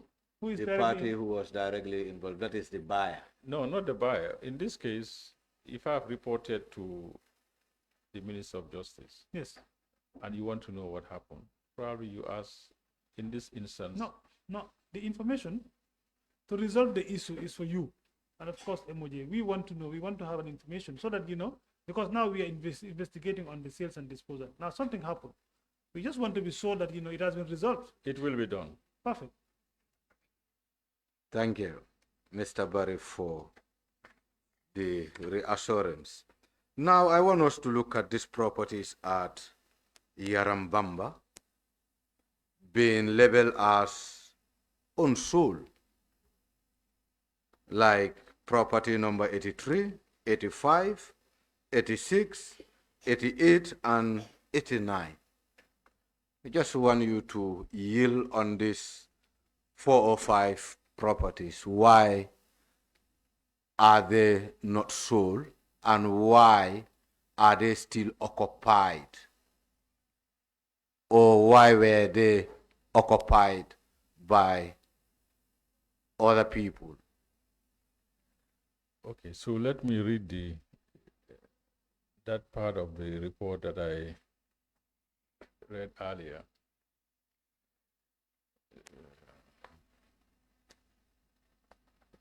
For example, 83 is saying the price was returned to the buyers or to the buyer as a result of occupants refusing to vacate the premises.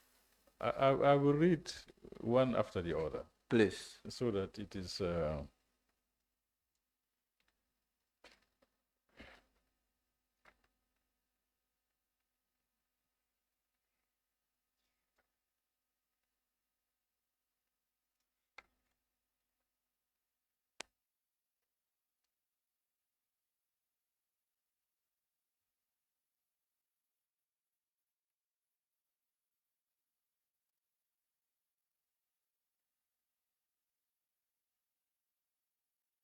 so I'll start with 83 Yarambamba. It was advertised in the newspapers with a deadline of 18 October. 2 bids were received, one for 400,000, the other one for 1.8 million. So it was sold to the highest bidder at 1.85. The contact person was informed, but he withdrew his bid. The property was put back on the website as available for sale. Number 85. The property was included in the approved list for sale. It was advertised in the newspapers with a deadline of 18 October. 2 bids were received from the same person, one by email, one by letter. Due to challenges with access to the property, he later withdrew his offer and payments were refunded. 88 Yarambamba. The property was included in the approved list. It was advertised. 4 bids were received, 1.8, 400,000, and 2.47. Mr. Ture was the highest bidder at 2.47. Due to challenges with access to the property, he later withdrew his offer and payments were refunded. Subsequent to the bid evaluation, Manex Limited made an offer and paid for the property. The Ministry of Justice rescinded its decision to dispose of the property, and the payment was refunded as instructed. Number 89, Yarambamba. It was included in the approved list. It was advertised with a deadline of 18 October. There was one bidder by email and also in person. That's Mr. Ture. The only bidder, but due to challenges to access to the property, he later withdrew, and his offer and payments were refunded. Subsequent to the bid evaluation, Manex Limited made an offer and paid for the property. The MOJ rescinded its decision to dispose of the property, and the payment was refunded as instructed. So that's the That's our report on those properties.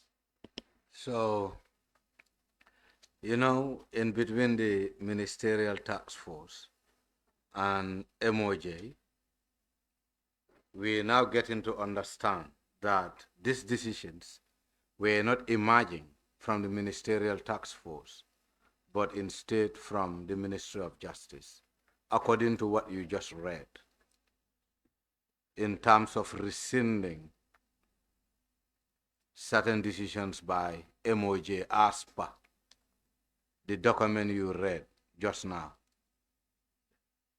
I don't think I can come to that conclusion, because for me, if I say Minister of Justice, I'm saying the chair of the Ministerial Task Force. I believe that whatever they were doing it on behalf of the Ministerial Task Force. Mr. Barry, don't you think, suppose the specific minister was acting on behalf of the Ministerial Task Force, he will put it to say, on behalf of the chairperson of the Ministerial Task Force instead of the Ministry of Justice.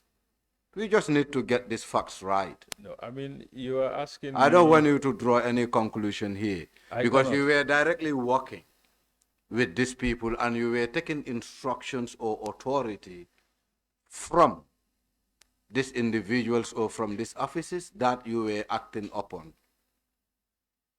Yeah.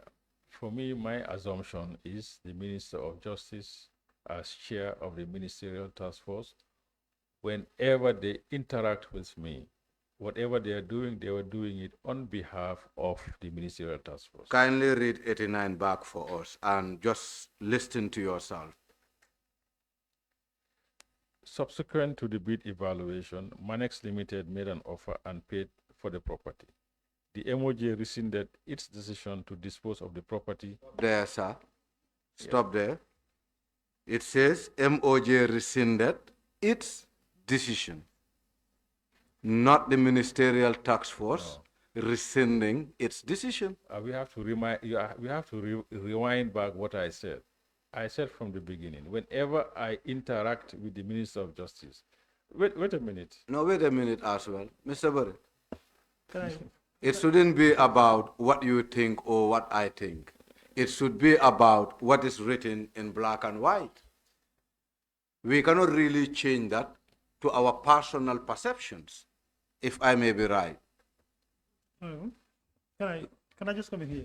So, Mr. Barry, you are saying if you interact with the Minister for Justice, it means Minister of Justice is acting on behalf of the Ministerial Committee. Is that what you said? Yes, whenever I interact with the Minister or the Ministry of Justice, Okay. as far as this receivership is concerned, Okay. my assumption is whatever he's doing it on behalf of the ministerial Was there subcommittee. any point in time you had discussion with the Minister for Justice and he tells you that he's acting on behalf of the Ministerial Committee? That's my assumption. I mean, No, I'm asking, what did he ever said that to you? Before you bring in the assumption, because I just wanted to clear that out. Yes, you may have believed that he's acting on behalf of the Ministerial Committee, but in actual fact, probably he is directly, interacting with you without, other committee members. Just like this committee, for example, as chairperson. You understand? If I am acting, somebody outside will think that I'm acting on behalf of the committee, but sometimes I can be acting on my own. That's possible. I will be speculating. I mean, No, I just want to really get, for this issue. now I'm helping you as well, because the question he's asking, yes, he wanted to respond to that question. Now, if you are so to say you believe that he was acting on behalf of the ministerial committee, I'll ask him, we proceed. Simple. Yes, I believe that he was acting on behalf of, The of the ministerial task force. Ah, Yes.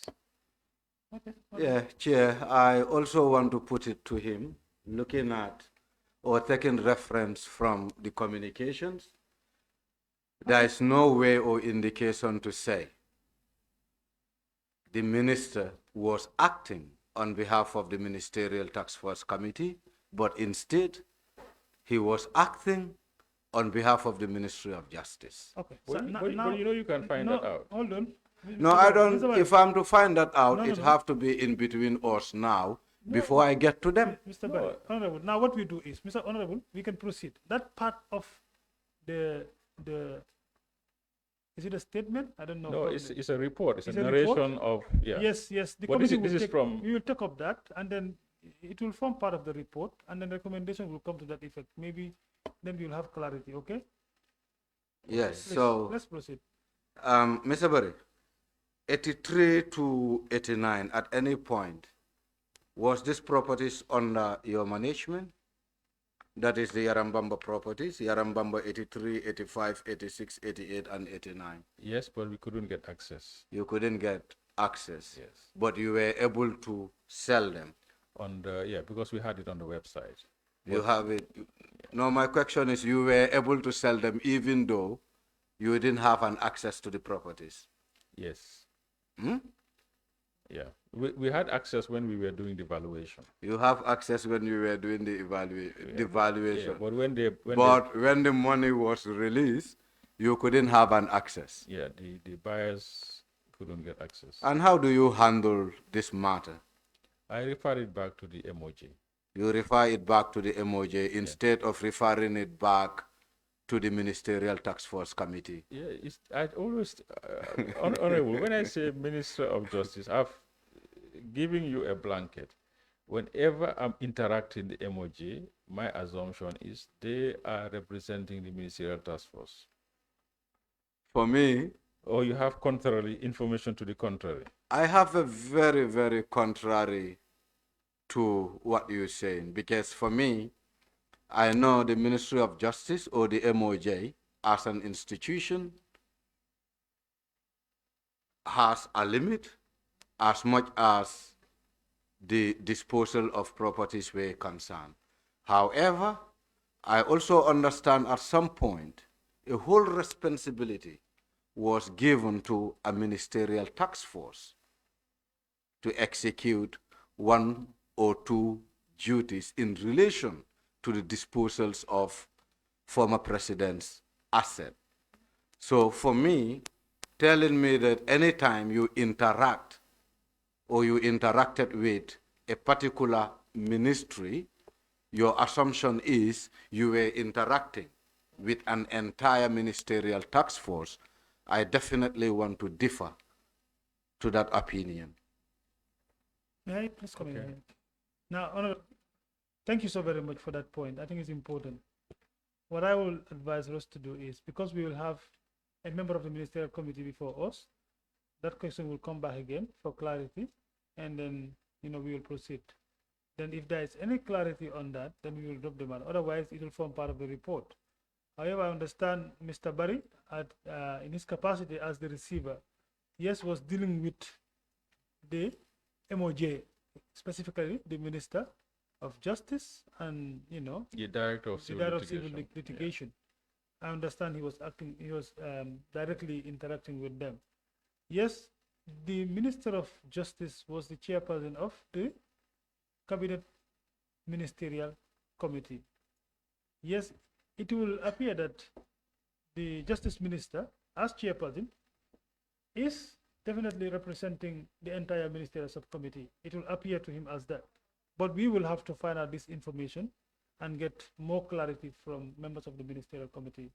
And then we will be able to hold him. Okay? So we can proceed. Thank you, Chair. Just to yield on that, looking at the evidence before us, there is no indication that those communications has anything to do with the Ministerial Task Force Committee. What it clearly stated is the Cabinet and as well as MOJ. So where can we position the Ministerial Task Force Committee in this situation when actually the responsibility was bestowed on the Ministerial Task Force Committee? This is my point here. And don't forget as well, by extension, the Ministerial Task Force Committee also constituted a technical task force committee having the respective permanent secretaries from the various ministries to be represented in that task force.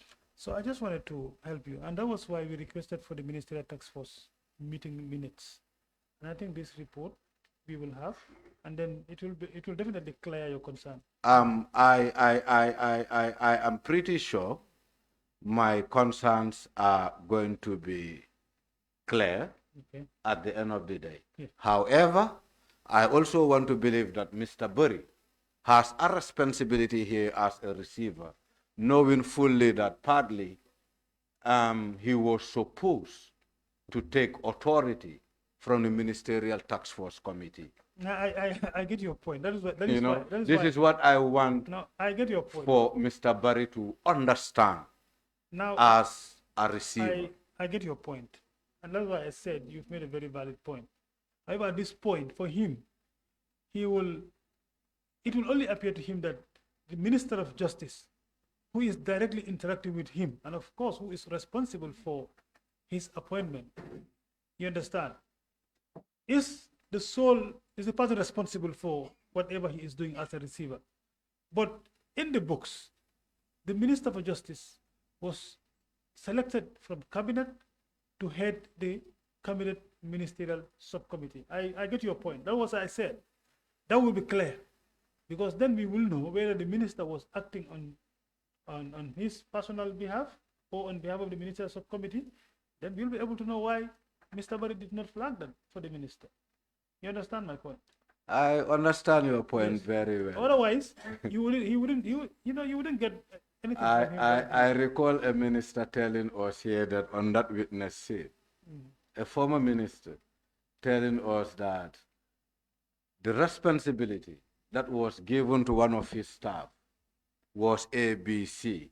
If he goes out of that, it's his personal responsibility that he has nothing to do with, if you can recall. Very well. So this is what I am trying to run away from, more especially having the witness before us to actually seek for clarity. However, I would appreciate I get his proceed. point that he said to him it appears that the minister, whenever he interacts with the Minister for Justice, he is representing the cabinet subcommittee, and I think that response from him is the only response you can get as well. So now, for us to clarify that issue, we will definitely get that information. We can proceed. Please. Mr. Burry, what do you know about Kotu Residence 3? Were you managing the property? So I have, is it on the list of sold property? It should be there, yes. Which number is it? This is Kotu Residence 3.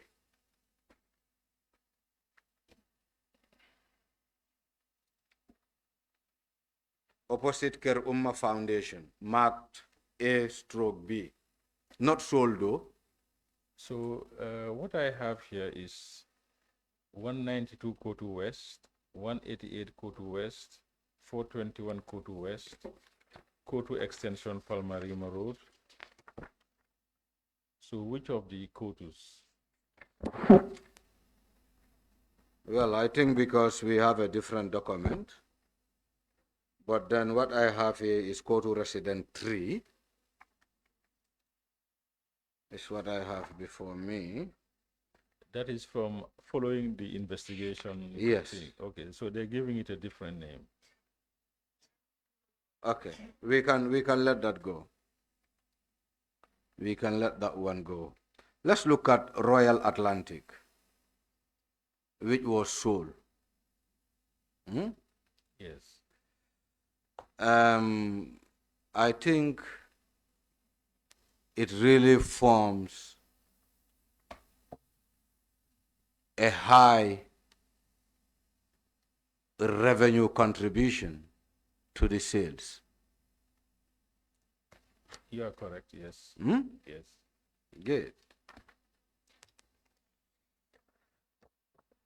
How was this sales audited? Excuse me. How was it audited? Can you? Yes, was it separately audited or it forms the overall audit that was done on the sales of properties? Not the audit was not. It wasn't separate. It wasn't separate. It wasn't separated. So it was part of all the properties that were audited. Okay. Because for me, no, that's fine. We shouldn't get to that. I shouldn't waste your time on that. I will take that up with the committee. And it was sold to what? Balafon? It was sold to Balafon Company Limited, and Corendon was a joint venture. Was a joint venture. Yes. And how many people bid for the property? Two. Two. That is the two joint companies, so? No. Senegambia Beach Hotel Limited also bidded for it. Okay.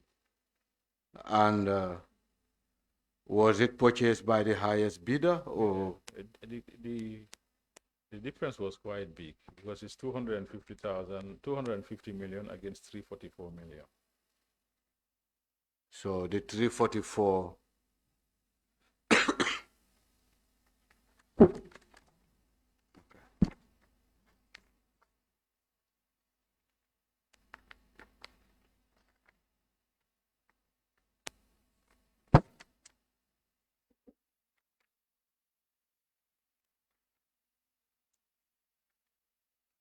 Mr. Barry, the properties that were said to be returned for one reason or the other, do you know at any point in time if the process was duly done in terms of returning these properties?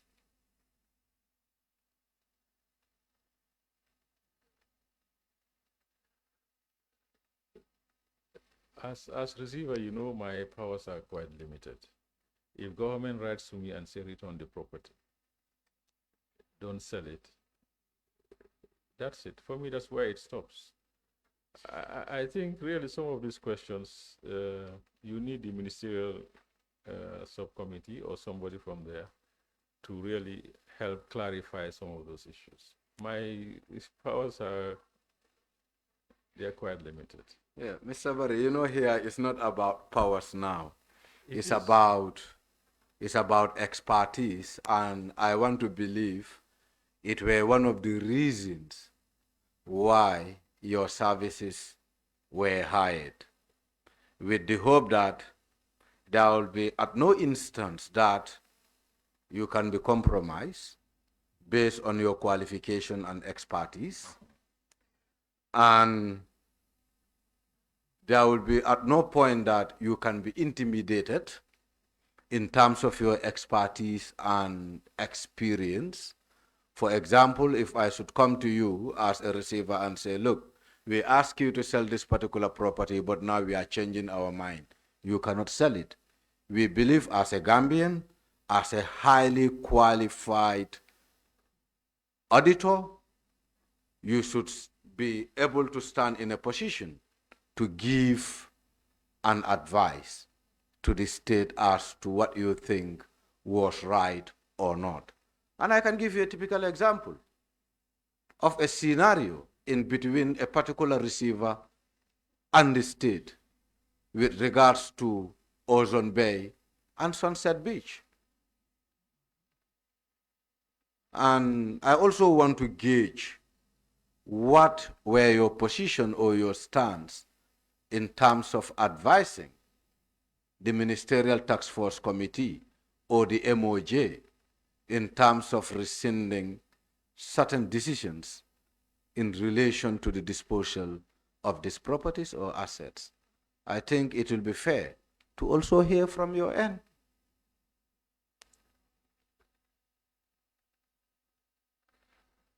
Now, how shall I answer this question? I mean, you are dealing with government. The seat. And we form that government. Yes, but they represent. We've devolved our powers to them. Right. Like we've devolved our powers to the National Assembly as well. So each has their role to play. So that's why I'm saying that, some of these questions, I think really you should direct it to the ministerial, and then you will get the right answers. In terms of managing hotels and also selling properties, I don't think the analogy it's right. But if they say that they are leasing the property for government use, for example, I know that of Vigilo, that is where the internal audit is. So you understand where they are coming from. If the property is occupied by a government agency that they are finding it difficult to move out, I'm not going to put myself in between. I'll allow them to deal with it the way that they should deal with it. And I always believe, I have good faith that whatever they are doing it in the best interest of the country. And they may be privileged to information that I may not have, that will influence what they are doing. And I'm sure they are accountable. I am sure they do report back to cabinet, and I believe that they were doing the right thing. Hello. Are you done? Yes. Do you have more questions? We break for praise and come back, or you No, want to finish? no, I don't have more questions. You want to finish before you go? I think, yeah, I'm almost done. I don't want to keep my uncle long. All right, that's fine. Okay. Okay, since you're calling for prayers, I think I may wrap it up here. But with just a final question, why the adverts on websites continues whilst adverts on newspapers stopped at some point? So as I said earlier, we had written to the task force via the Ministry of Justice. Chair. You hear him now. Huh? Mr. Barry said, tax force. You get it now. Let him continue. So we had written for approval for phase 4. And the intention really was to get the approval for phase 4 and then add all the properties that were unsold and then do another advertisement in the papers and also with the website. But I can tell you, Honorable, with these proceedings going on, I don't see people who are going to get up and put up their hand to say that they're going to buy property. Because most people want to buy a property anonymously. So anyway, the reason is that we wanted the phase 4 to be approved, and then we'll combine whatever is on the website and do a general advertisement and hope that we will be able to sell all of them. But looking at the results, I don't think we've done badly.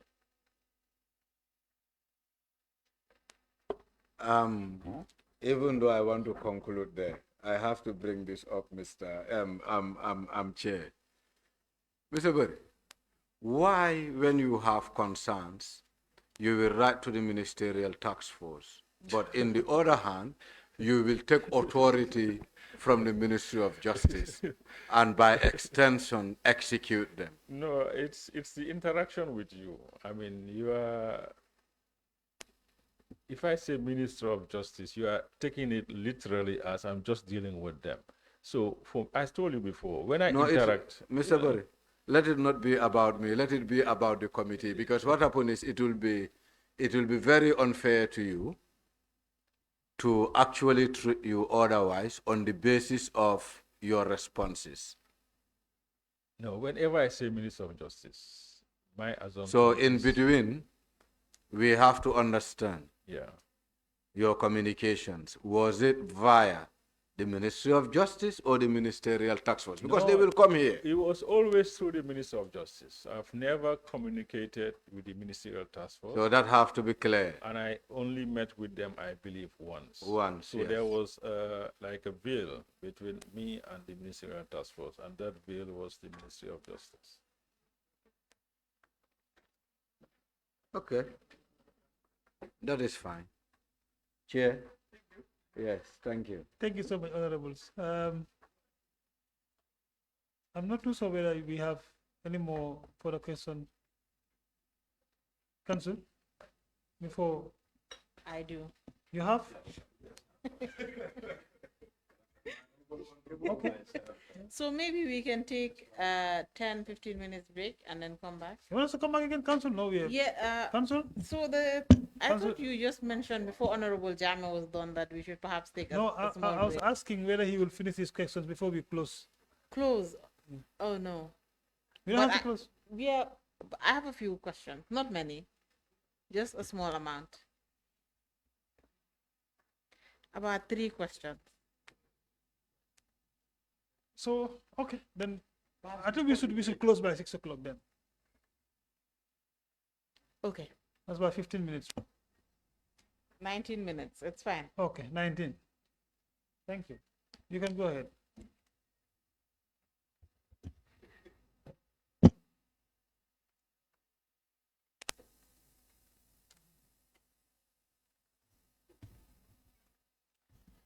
Mr. Berry,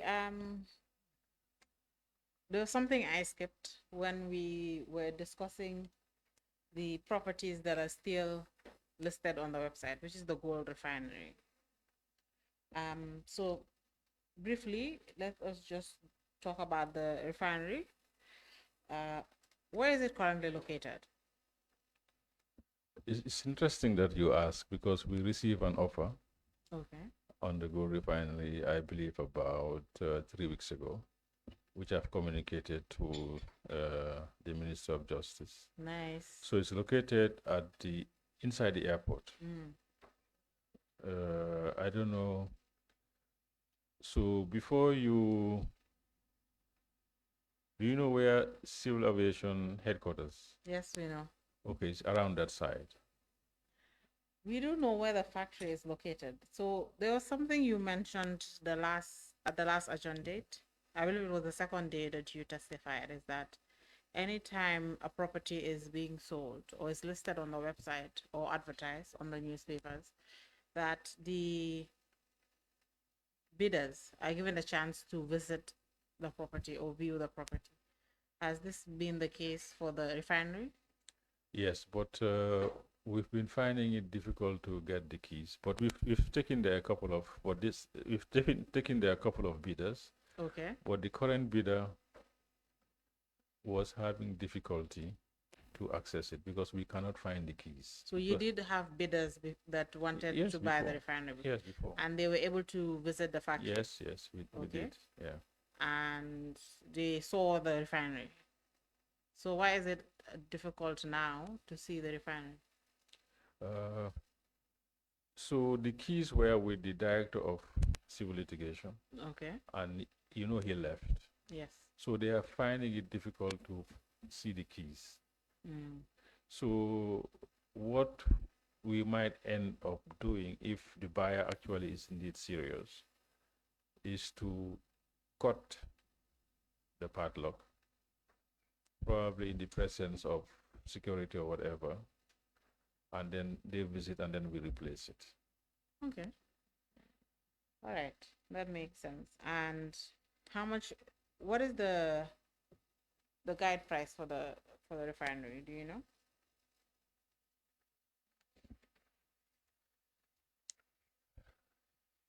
Can we check on the website? You don't know the price, Mr. Barry? I don't want to rely too much on my memory since it's available. Well, interestingly,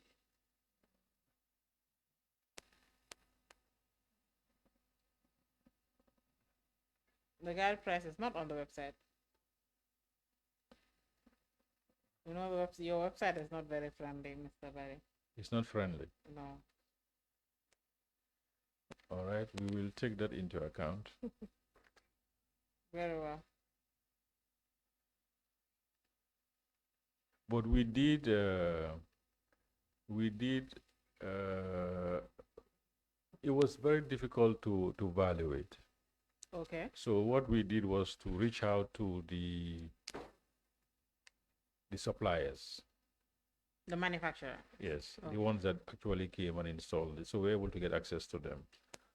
And then they gave us an indicative price, Okay. which I believe it was, I think, 250,000 euros. Okay. Because the value actually is not in the equipment. The value is in the license because it is in the free zone. Okay. Yeah. Very well. Let's move on. You were asked a question. Sorry, Council, before you move from there. Mr. Bade, Yes, Honorable. you made a statement and I was concerned, but after you said there was a bidder for the refinery, I became relieved. When you were responding to Honorable Jammeh's question with regards to putting the adverts on the newspaper, he did reference the ongoing inquiry as an impediment which is stopping many people from coming forward. So, No, not an impediment. then how are you paraphrasing it? I think it will discourage certain people that would have bidded. Yeah, Because but here you are. Then I was going to ask, how did you get this one? well, he's not local. Yes. You know, as a committee, you will also be concerned if at all the ongoing inquiry, you are describing it as a factor which is discouraging people and also stopping you from making adverts in the papers. No, not making adverts. The adverts will be, what I said was, I don't think it will be as successful as the previous phases. I think, let me qualify it. And that's not proven. Because I think It's any willing buyer should be happy that there is transparency and accountability in the process. That's Should be correct. happy that they would have security. And that's all what this committee is trying to do. Because this committee have not forfeited anything from anybody and will never forfeit anything from anybody that was legally acquired. So, Chair, that one is a concern for me. And I think we have to get to Mr. Barry. You know, Mr. Barry, we are not discouraging you from making sales. I think that one lies in you. So go ahead and do your sales. Get the customers. okay. Let's get the ministerial task force to approve phase 4, Thank you. and then we advertise, and then Yes. maybe my premise may be proven wrong. Absolutely. No. You don't need to even work on probabilities. Your task is to make sales. Go out and make sales. For us, we are on a fact-finding mission. We are working at parallels. So our paths do not cross. Thank you. Ajay. Council, rather. Sorry. Thank you, Honorable. Okay. Mr. Barry, before my next question would have been regarding Royal Atlantic. We were asked questions about it. But just quickly, still on the gold refinery, you mentioned something that the value of the refinery is not in the machinery itself, but rather where it is located. Is this something that the manufacturers or the suppliers told you? No, it's so the equipment. So let me give an analogy. You know, we talked about the scanning machine. The value is not in the machine itself. The value is in the license to provide that service. That's where you make the money. So the same with the gold refinery, because it is in a special economic zone. So it means you have tax privileges. That is the value. not the gold processing equipment itself. I mean, anybody can have a gold processing equipment, but to have it in a free trade zone, it increases the value. I don't know whether you understand. I do. Yeah. So now, when do you plan to take this bidder to the location where the refinery is? Yeah, so Or is it- he's made the bid. I've submitted it, and he's traveled. So when he comes back again, we will now agree on the. Well, I guess the committee will do an evaluation and see whether they want to proceed or not. So if they say yes, they want to proceed, then I guess the next phase would be for them to visit. So we will do what I said to go and change the locks. So I guess it might be imminent between now and end of the month, early. I know that he's very keen, or they are very keen because it's a group. All right, let's go to Royal Atlantic. You mentioned that 75% of the fees are to be paid or have already been paid. 71% was paid. Okay, 71. Yes, and then government owes them. Government Government owes them money. owes. The buyers of Royal Atlantic. They have other businesses. Okay. So I believe they had approached government to say that the amount you owe us, can you convert it as payment towards Royal Atlantic? So the Ministry of Justice has written to the Ministry of Finance for them to accept that proposition. And if they do accept it, it would have been sufficient to cover 75% of the value, and then they would now be in a position whereby government would issue the lease, and then they would pay the difference. Has this been done yet? It's actually, I got a correspondence from the Minister of Justice last week on that. So the process is in the terms of the letter to Minister of Finance. So this is very recent. So the Minister of Finance has agreed for the. No, the Minister of Justice has written Okay. with the supporting documents. And a reply is being awaited. Yes. So once the reply is given, then I will now capture that to show that they have paid. So it will be like a credit note. Interesting. And the buyers of Royal Atlantic, these two hotels, as a joint venture. Is it, or these two companies? It was a joint venture, but one of the partners dropped out after COVID. Which one of them dropped out? Corendon. Okay. And now it is the Balafam Group. Yeah. Very well. My last question, or just the last point, is with regards to the property in Bruford. Let me get the proper address.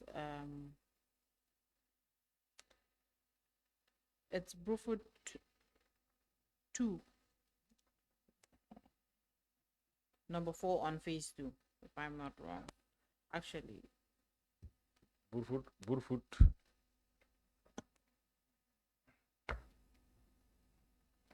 Is this phase 1, 2, or 3?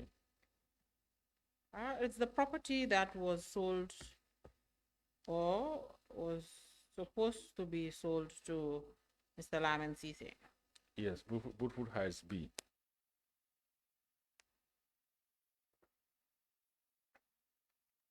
Okay. That's phase 3, right? Yes. All right. I was looking at Bruford Gardens.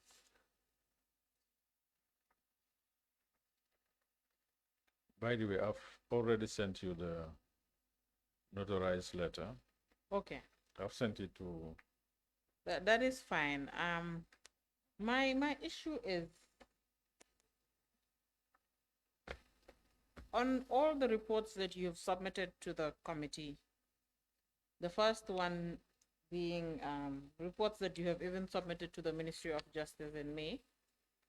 And then in the second phase, or in the second submission, which you did electronically, the name of the buyer, the name of the buyer on the documents is reflected as Mr. Lamin Sise.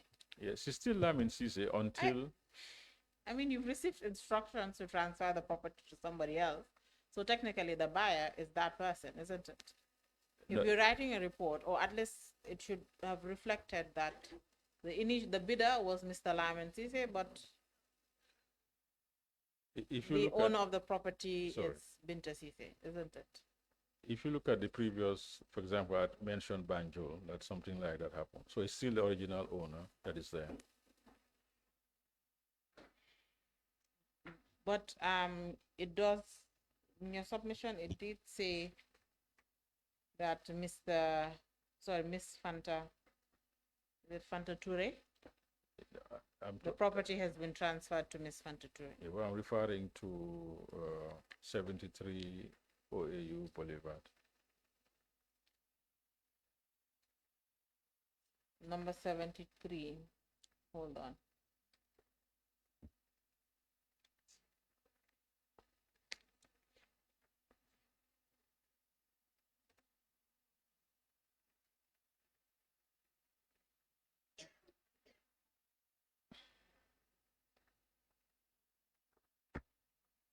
Okay. Who was the bidder? Or who had the winning bid? Ms. Momodou Korkajal. Yes, but eventually it went to two, because they were a consortium, it was transferred to two other people. It was transferred to? Two other people. Okay. And who? This is in phase one. Phase one. So for me, really, the importance was whether they've paid. You were just after the money. That's very crude, counsel. I mean, that's what That's- that is what you're telling I the mean, committee. There was the money that was but your I'm sure concern. there's a nicer way of putting it. But at the end of the day, it was the money. What that I was your wanted to see concern. was the color of the money paid into the bank. If you are, It doesn't matter whether or the commission, from the proceeds of sale. Maybe that is what I should have said. It's better to say the money, isn't it? it's nicer to say the funds or the proceeds. All right, Mr. Barry. The proceeds of sale. That's what you were after. You do not want to verify anything. You know, one thing we are forgetting. You know, behind all this, the FIU is behind. You know, any transaction after a certain threshold. I guess you know about the FIU. Of course. So I don't need to elaborate.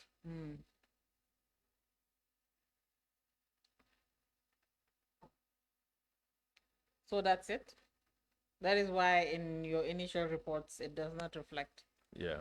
So the Attorney General does not even know who the right owner of that property is. It still hasn't been concluded, as I said.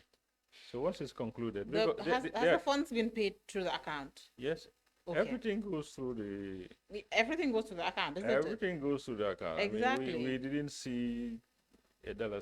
Everything goes through the account. Yes, for transparency purposes and accountability. And for accountability, it was Yes. easier. So now the money has been paid into the funds have been paid into the account, and then the council has been instructed to prepare the transfer. The transfer has been signed. No, not yet. It's still with the lands office. Why is the transfer at land? I need to find out why, but it all goes to lands office. I guess maybe to see whether all payments have been made. I need to find out really why it is in lands office and why it is taking that long. Is this the only one that is pending at the Ministry of Lands? I don't know, because as I said, you know, once It is really for the buyer to ensure that he or her interest is protected. Okay. And then you need to now follow the stamping and pay whatever you need to pay. Mm.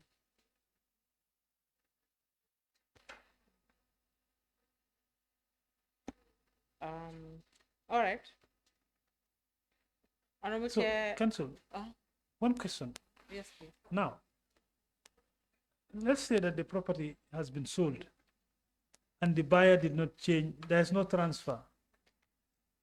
If the government want to withdraw the sales, can they do it now? They have done that several times. To withdraw, even now, they can do it. Yes, they can. They can withdraw that sales. And then refund. But I guess it has to be within a very short, narrow window. Because 7 million in 2021 and 7 million in 2025. It's not the same 7 million. But it's still the same amount because you haven't done No, the transfer. It's not in your name. No. What I'm saying, no, hold on. The property is still not in the name of the buyer. If the property, the name title has changed, for example, is in your name, now you are discretion to sell your property, and you can sell it, by converting the amount. If I am correct, that's what I think. Well, Yeah, if you do that, the buyer will take the government to court, and possibly. Was there any agreement that? But now you did not. There is no transfer. Chair, let's not get there. Okay. Because I'm just asking. I want clarity. No. A government. I'm not proposing the government to A withdraw. government always keeps its word. Hello, I'm not proposing the government to withdraw. I'm asking. I said, it's 7 years now. There is no transfer. No, it's not 7 years. Oh, okay. Important Chair. I think we have to make clarity here.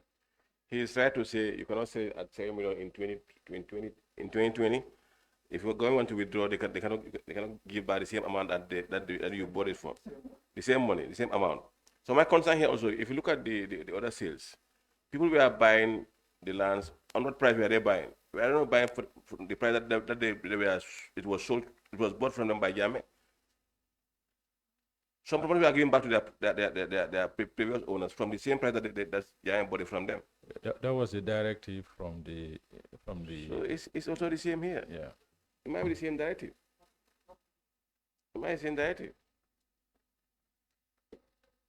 Before you come, Council, I think, Chair, in this case, Mr.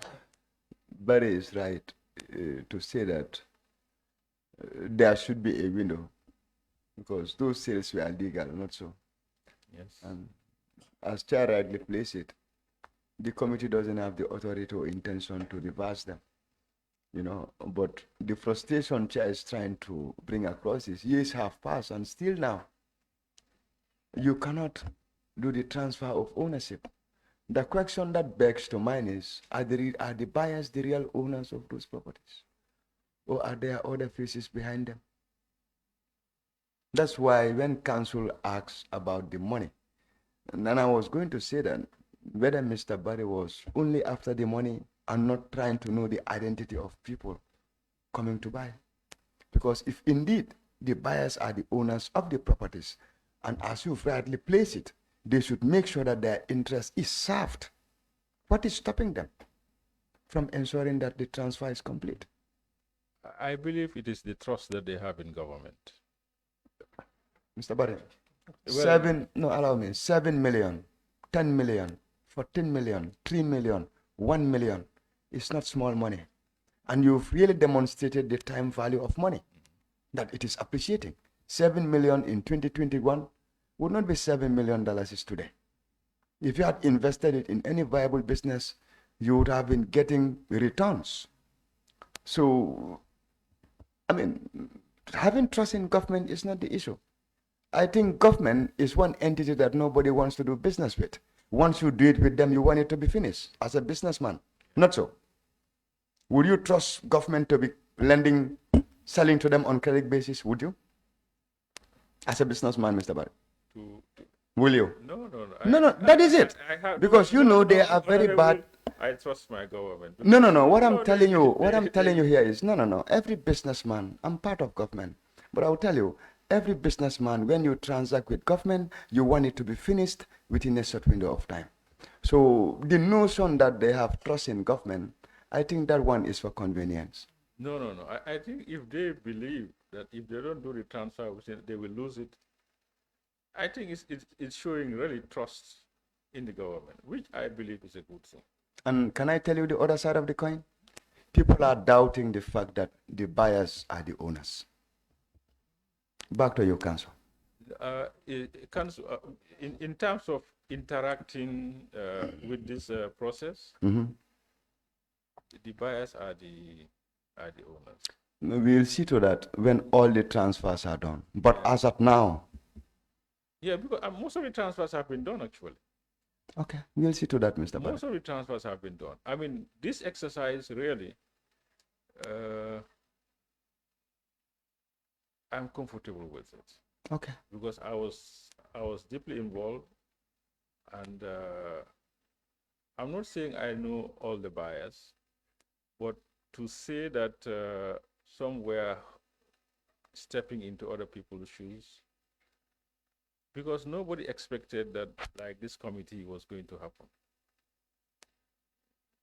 So ordinarily, I'm sure if I didn't do what I was supposed to do, you would have seen me selling myself all kind of properties. You would have seen all my associates. So in terms of really the buyers, the ones that I've interacted with, it's possible that some of them, they bought it with the view of selling it after. That's a possibility. But really, I'm comfortable with the process and also with the buyers. Very well, that's okay. We'll get to that. Yeah.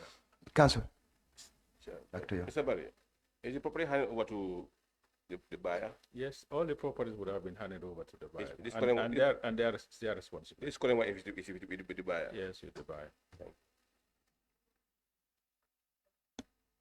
Yes, Chair. One last issue, Mr. Barry, is the part of your report that is contains a list of the returned properties. It is returned properties to original owners at cost. I guess maybe at cost is misleading.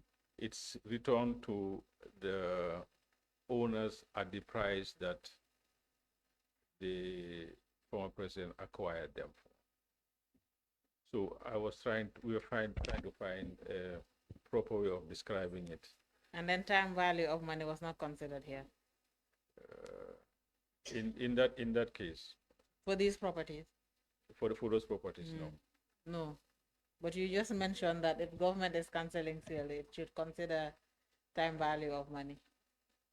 So that applies to government, but does not apply to the other way around. It's like a one-way street. I was given instructions to give it at that. I was not told to give it based on time value of money. I see. I see you really don't want me to leave today, Councillor. Mr. Barry, why are you running away from the assembly? You know, Council, we should just change seats for 1 hour, then you'll appreciate it. The seats are the same. We're sitting on the same Yeah, seats. but the position is different. I can see that. Yeah. All right. So not to spend too much time on these properties because they're only 4. What about Bakau Newtown? So all these guide prices you listed here was basically just the price the former president acquired these Yes, properties yeah. for. So we didn't want to leave it blank. Okay. So we just said, let's put it there also for help us for comparison. But when you received instructions, it was clear that these properties, the former president bought them through either the sheriff or through the bank. Through the bank, but in a cohesive manner. So they would have written to the task force, and they would sit and then agree, and if they agree, then they will ask me to go ahead and conclude the negotiations. Okay. So for the first one, Bakau Newtown, was this Mr. Momoduba? Did he buy it during the phase 1, phase 2, or phase 3? No, it During was which phase, or was this the first thing that was done when you were appointed? no. It was during the process, Process of the disposal. I think either after it must be. For example, Hagan Street. That was during phase 1. So I guess after that, that's when the others also saw that but there's a Hagan window. is not listed here as return to original owner. No, 78B should be there. It's not. So what we have listed here is Bakau Newtown, 2 million to Momoduba. Second one is Fajara South Atlantic, 3.150 million to Babakar Somposise. 3 is Barra Coconut Plantation, $1,050,000 to Mr. Serindur. And number 214 Paradise Estate to Miss Ali Masala. Even It's in the updated report. okay. Yeah, it's the last one there, 7th October 2019, 78B Daniel Goddard Street. And when you were receiving instructions from the Attorney General at the time, you were told to sell it at the value at the price the former president obtained. Yes.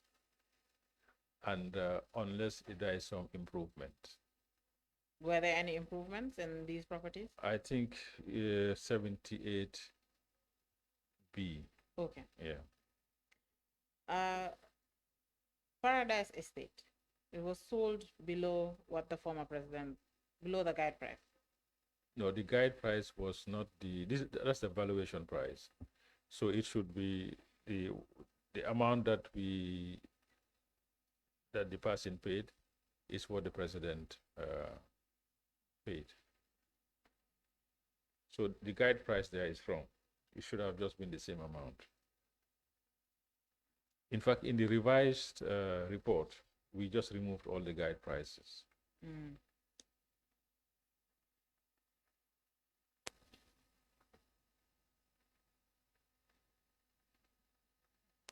Shall I show that to you? Yes, please. So, yeah.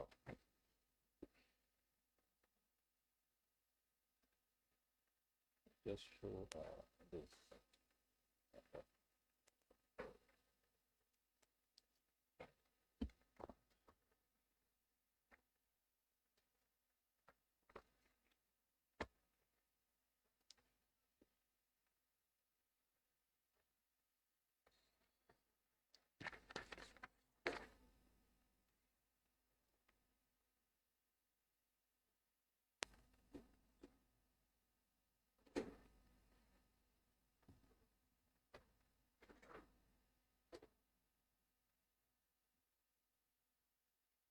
Okay.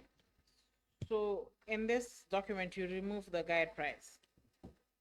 Yes, because it really doesn't make sense to have guide prices there.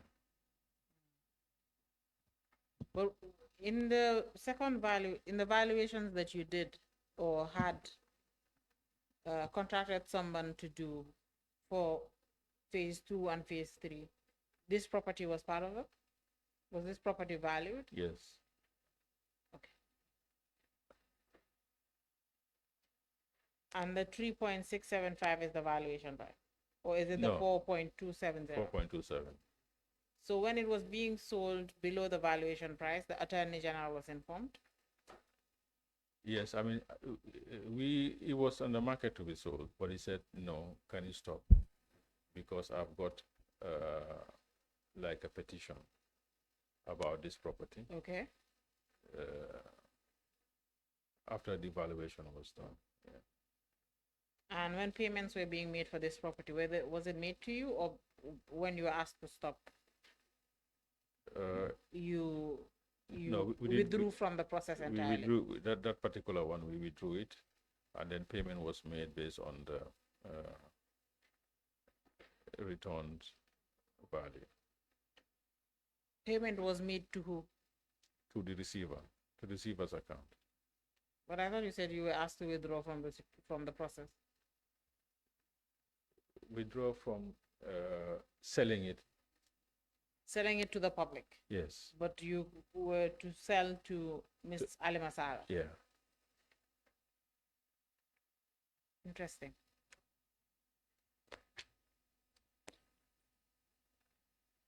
Honorable Chair. Sorry. No. You can come in, please. Thank you, Council. Mr. Bari, was there any baseline in trying to determine who should qualify for these return properties? I know that the task force would hear those people whose property they believe were acquired either forcefully or unlawfully by the former president. And they're usually required to explain. And then the committee would sit and agree. And I don't think they agreed to all of the petitions that they received. Okay, and all of these 5 people went through that process? Oh yes, I mean there's nothing I would do without authority. Because Yeah. I don't forget, at the end of the day, the Solicitor General need to sign the lease or the assignment. So before he would do that, he would of course ask for all the right documents. After reading the report, of particular interest to me is number 2, that is the property at Fajara South Atlantic. Can you tell us the story behind that one? And why did it qualify to be returned?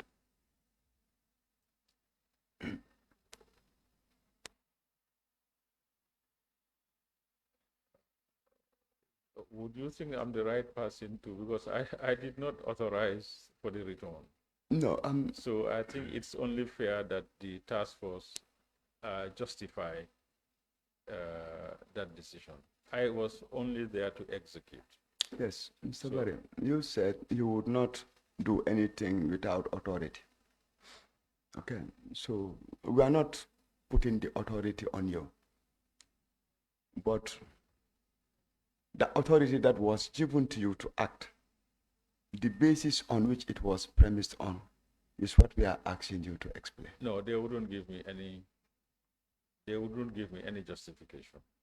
They wouldn't. No, they will tell me, return this property to such and such person and negotiate the price based on what the president had paid. Do you know the story behind this property, or you don't? I know that it was mortgaged to Ajib, and Ajib sold it to the former president. I think that's the, and it's believed that he bought it less than the market value. So That is what I believe is the story behind it. good.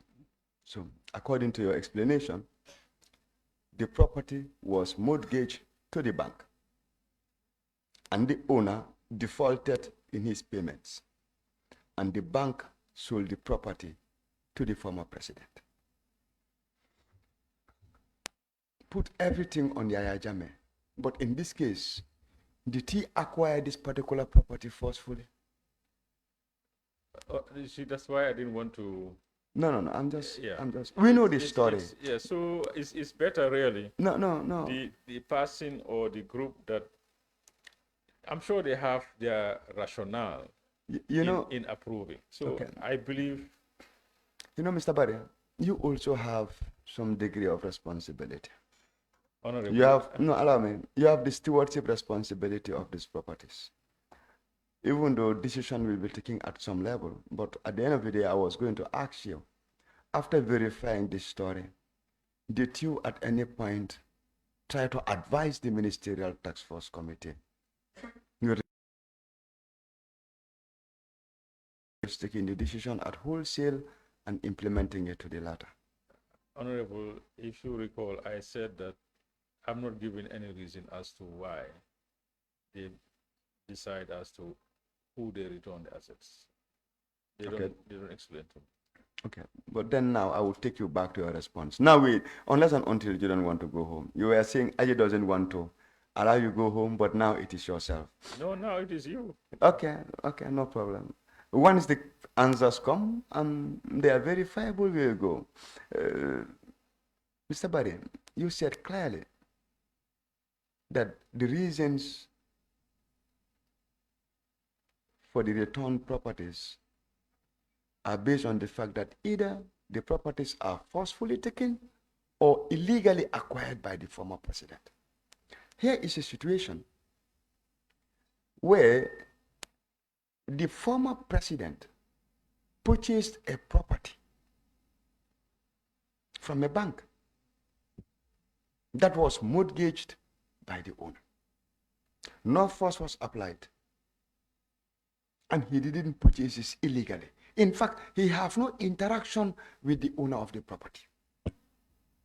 So now the question that begs to mind is, should that property be returned to the owner? Because the owner in this case is no longer the previous owner. It should have been the bank. Or should it be opened for competitive bidding? We are not saying that that previous owner who mortgaged it to the bank does not have the right to come and bid. We are saying, the question we are asking is he eligible to have a returned property? Since his property was not forcefully taken from him and it was not illegally acquired by the former president.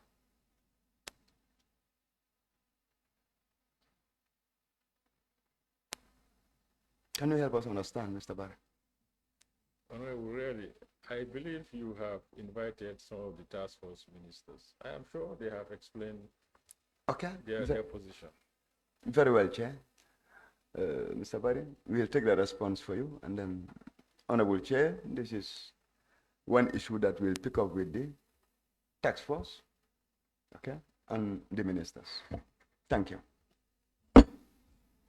Yeah, thank you so much, Honorable Council. I think you're done now.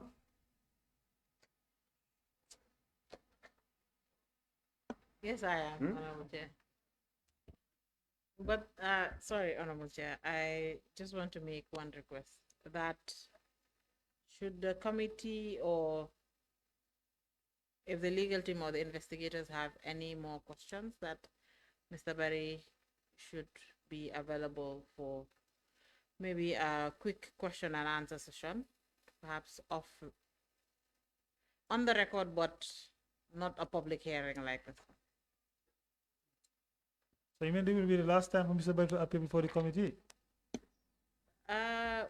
We don't want to definitely say Oh, no, okay. but we might have other issues. I was thinking we'll have him once more again. Maybe on Friday. Yeah, Friday. I was thinking Friday. Mr. Barry, thank you so much for being with us. It's been a long day, and thank you for helping this committee to unearth some of the facts regarding the disposals of assets of the former president. And of course, like we said, this is not witch hunting. This is basically to find facts. And I know you've been very supportive to the committee. You have tried your best to provide us the information that we need. I'm not saying all. You have tried your best to provide information, and you're still supposed to provide information to us. And next of this time, the timeline is Wednesday. No, actually, I've delivered to Aji already. All, to council. all that was requested. What's left now is Honorable Fofana's request in terms of the payments into the account, who paid and when, and the website, Honorable Yes. Jame, when it was down, when it came up. So Okay. the dates, yeah. So for Honorable Fofana's request, And in that one- addition, Chair, the host of the website. okay, Who is hosting the website? yes. So anyway, Mr. Chair, I would really like to thank you and your team. Yes, but before you go there, the request from Honorable Fofana is 30 minutes. That one, Mr. Barry, no provide that. We have gone past 30 minutes now. No. Actually, I did say give me till tomorrow. Okay, you said tomorrow. Yes. Yeah. Okay, we'll give you time, but then I'll give you time until Wednesday, latest, to provide all this information, okay? Now I've extended it for you to Wednesday instead of tomorrow. Thank you. Thank you so very much. Yes, you have anything to say? What I was saying is just to thank you for the opportunity. I must say I found it very stressful to appear in public. By nature, I'm a private person, but what you've done, you've accorded me the opportunity, because a lot of people thought I sold all the cattle. A lot of people thought I sold all the tractors. A lot of people thought I sold all the cars. Some people just wanted to put everything on my head. But during your process, you've identified who has done what. And you cannot appreciate what that has done for me. So I would really like to thank you, and I will continue to cooperate with whatever information that is required. And I'm working very closely with the auditors. I mean, we are now at the stage of doing reconciliation. But for me, it was a privilege to do the exercise. And I must say, I was quite happy with what was achieved. And I would like to thank, the government for affording me the opportunity. That we do have people that can do work in this country that sometimes we bring foreigners for. But anyway, the bottom line, I would like to say thank you very much for clarifying, for people to understand what I was responsible for, and I did not buy herds of cattle, and I ensured myself and my team not a single asset did we buy in our name or through a third party. We were just not interested in that. And I'm sure your investigators have seen that, because they went through who has bought what, etc., etc., etc. But thank you very much. Thank you, Mr. Barry. So we should say Mr. Barry was responsible for all the properties that have been sold. The properties on record. I've got a list of Okay, everything that was sold. Not all the properties as well. No. We just sold about 37 Perfect. properties. Yes, there I are 200 understand. properties. Yes, exactly, yes. Yeah. And I just wanted to still make it clear that not all the properties. Yes. Some of the properties. Just the landed properties. Landed properties. But the cattle, the tractors, some people said that I was selling the properties at night. Thank you. Thank you so much. Thank you, Mr. Barry. Thank you for being with us. Honorable members, that brings us to the end of today. And we will adjourn session today for tomorrow, until tomorrow on the 11th of November 2025 for continuation with another witness. Mr. Barry, thank you.